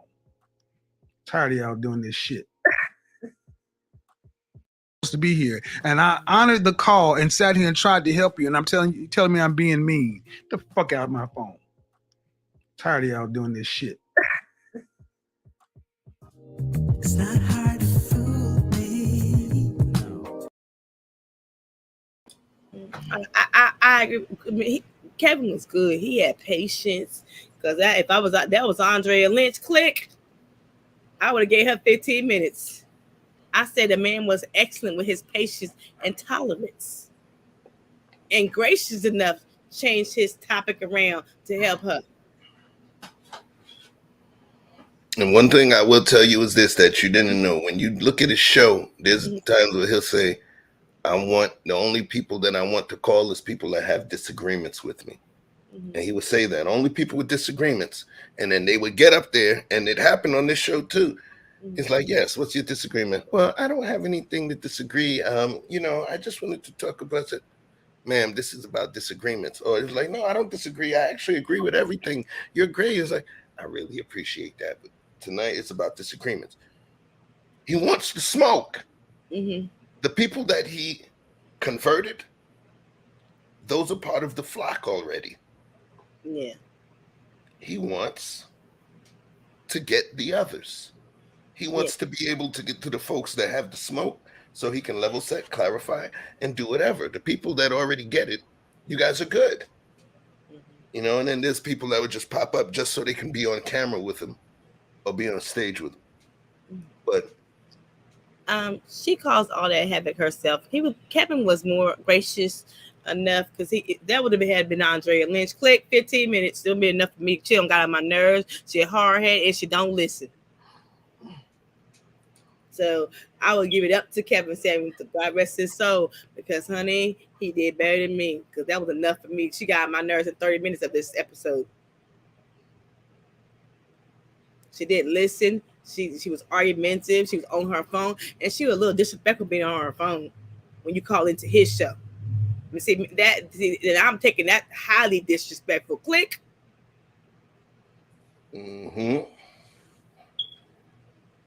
Yep, Mickey was right too. They wanted to, because people were like, "Yo, why would these women would come up to the show?" What I believe is that they wanted to be rated, hoping they would be the exception. Like he was going to say, "You're a 9, fabulous, change nothing," and that's the thing.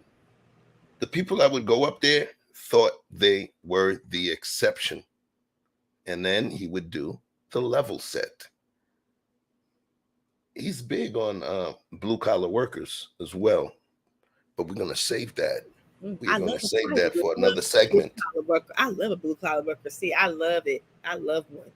Whoa, y'all see when Andrea started stroking that hair, y'all. she's like, I love me some blue collar worker. I see you. Yo, thank you for participating and being a vital participant in this exercise. Just this one episode, I'm humbly sorry that I not go and look at his stuff before he passed away. Interesting dude. And that is a shame that I took my friends, my girlfriends who are really trustworthy, but I took their word instead of going over there paying attention to him. Because I told a friend of mine, I said, and a black man, I said, what it is with Kevin Samuels? Did he give y'all a voice?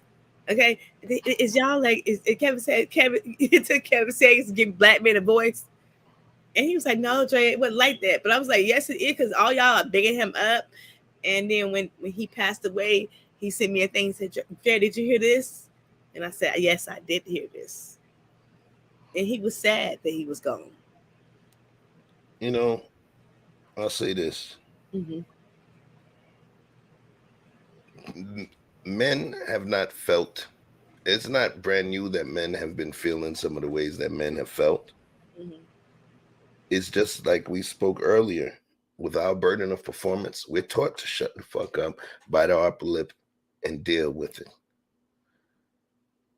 We're taught not to argue with women. We're taught how to just be quiet and then keep it moving. But in the end, it's limited our voice. And it took somebody to say the hell with it and talk about it, you know? And when you do that, and we as men, we know that, once we start to buck against the sister code, it's a different type of consequence that we have. It's very different type. I would say one thing about Kevin Samuels. I will say this. I will say he changed. I believe that brother had more work to do. But I will say this, his legacy. That changed how Black men respond to Black women. He changed Black men to speak out loud how they feel. I will say that. I agree. I agree. It seems like you're getting the echo. Me? Yeah. Hold on. Is then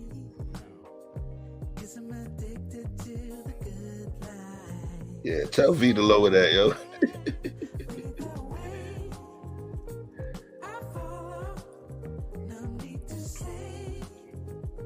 You good? Yeah. So go ahead. It seemed like he gave Black men a voice, but I would say he had more work to do. But it's okay that Black men, I don't have a problem that Black men are expressing how they feel. Because I feel like whenever we're going to come together as Black women and Black men, we got to know how each other's feeling. And I don't tell my son when he expresses himself to shut up. I tell him, tell me how you feel. I want to know how you feel. I feel you. And I thought about something with my father. He didn't always express how he feels. Sometimes I think his explosive moments because he was feeling like he couldn't say how he feels. And I didn't understand that until I went to therapy. I did not understand that until I went to therapy. Like I used to tell my therapist, my daddy had these explosive moments, but I didn't understand the pressure that he was under. And then, they always tell Black men, like you said, shut up and take it. But he would have explosive moments, and I always thought he had bipolar moments. But what I understand in therapy is he couldn't express how he feels because he is the man. The burden of performance. And now I understand my dad more ever than I ever had. Because I was angry with him, but I understand him more, and I was giving him the grace and mercy that I didn't give him. Mm-hmm. He was the king of your household, right? Yes. So here's another term that they use that is synonymous with the burden of performance. Mm-hmm. It's this term. Heavy is the head that wears the crown. Yes. People don't understand that weight. That weight is not just on the head. It's not on the neck. It's on the shoulders as well. Yeah. Women's hips were built for procreation. Our shoulders were built to bear the brunt of the wilderness that's out there in protection of our family. So it's something real. Yeah. It's something real. But look, let me tell you something. I can't believe me and Captain Sands has a point that we agree on. What's up with that? Say it again. I said we have points that we agree on. What's up with that? Because my people said, "Girl, yeah, I ain't gonna agree with him." So next time I won't judge before I look at him. So I'll tell you this much: as over the course of the next few weeks, as we start to peel back the layers of the onion, We're gonna look at something else as well, and a couple other things. You may disagree with him in some of the things that we do, and you may not. But thank you for allowing us to embark on this journey of you learning who the brother is. Because it's nothing like watching a movie you've seen a few times, but you ever notice when you got a homie that never saw that movie, you're like, oh, you never seen it? Come on, let's watch it. Yeah. And you almost live that whole experience vicariously through them, And the sad thing about it is Kevin didn't rate her. She rated her own self. That was dumb shit. She rated her own self. So Kevin didn't rate her. She rated her own self. Exactly. Well, yo, I think this is kind of cool, man. I'm glad you allowed us to enjoy in your educational moment. All right. Everybody give a round of applause. Watch any videos of Kevin saying, this is my first time watching it. Nothing. Everybody give a round of applause in celebration that Andrea Lynch has just popped her Kevin Samuels cherry. Okay. Yo, it was cool though. Thanks for participating in this. Listen, y'all, we talked about a lot of stuff. Yeah.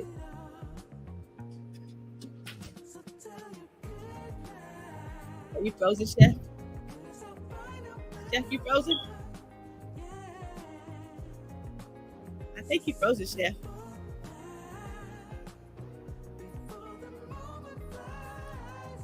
There you go. Were you able to hear me? He was frozen. I was frozen. Look, and then you was frozen. I was like, yeah, man. But listen, yo, thank each and every one of y'all for participating in this exercise. We're going to try to keep it fresh. Tell that young man trying to know who I am, who's trying to figure me out. Hey, listen, you put yourself out there enough times, they're going to start dissecting who the Andrea Lynch is. Derek C. Williams, the ubiquitous Andrea Lynch. My kids are my triggers, okay? Yes, they are. So before we teach these folks how to vibe, let them know what makes you a special, unique soul within this universe. So, be a better person, better human. And just in life, the raw stuff. All right. Thank you, Andrea. Bring you down. Okay.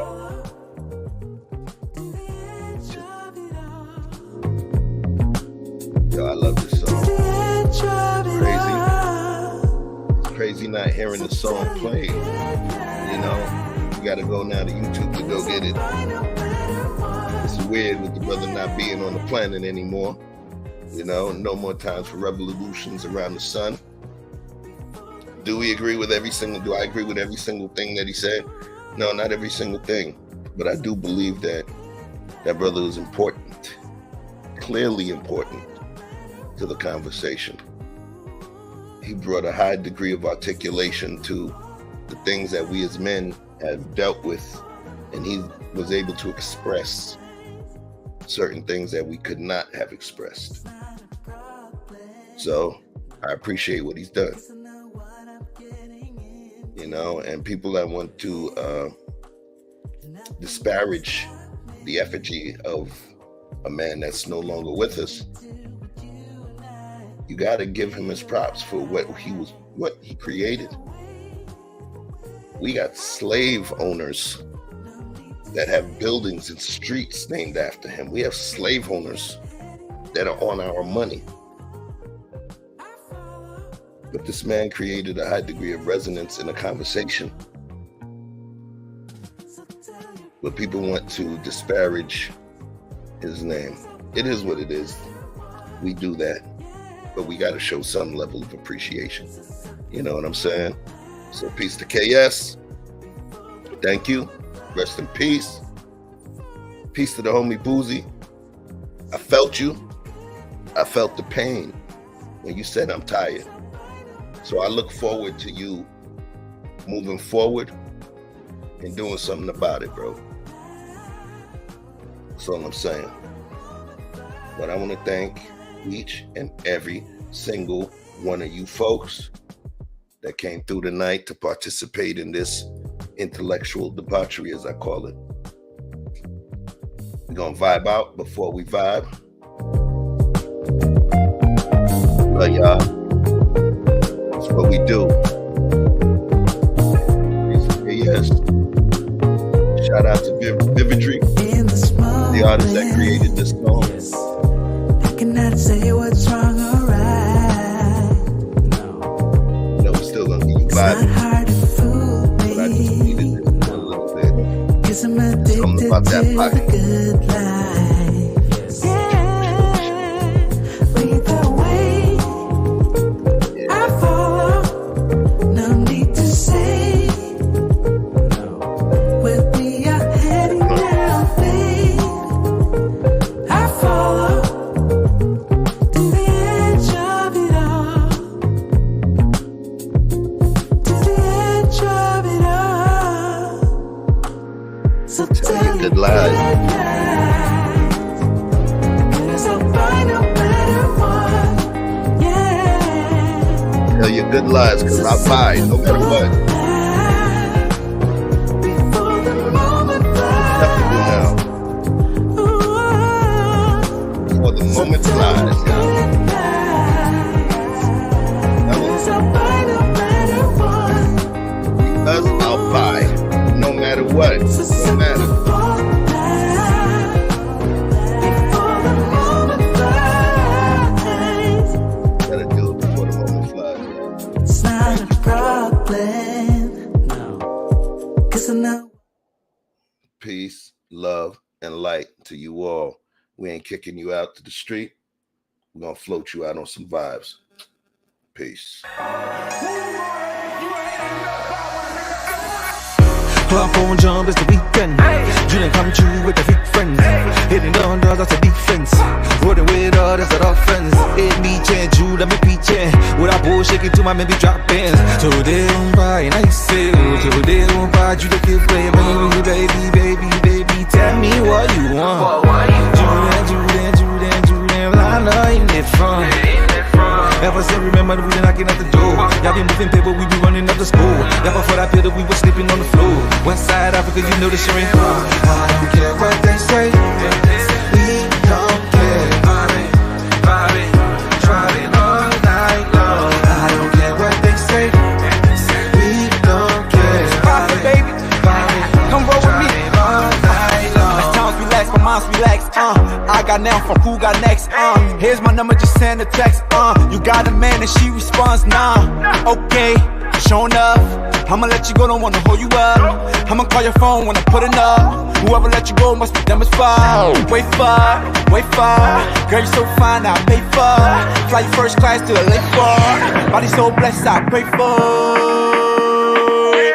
Body so blessed, I pray for. Cause I don't care what you say. I don't care what they say.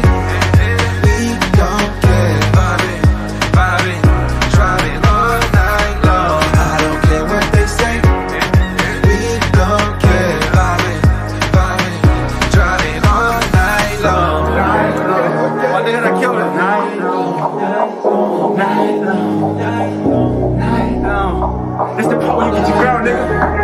Make sure she focus, nigga. Make sure you focus, nigga. Let's go. 1, 2, 3, hit it. I don't care what they say. We don't care. Driving all night long. I don't care what they say. We don't care.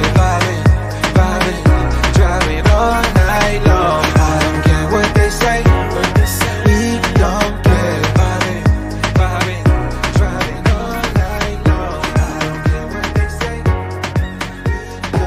That's a hit for your ass, nigga. Hit for your ass, nigga.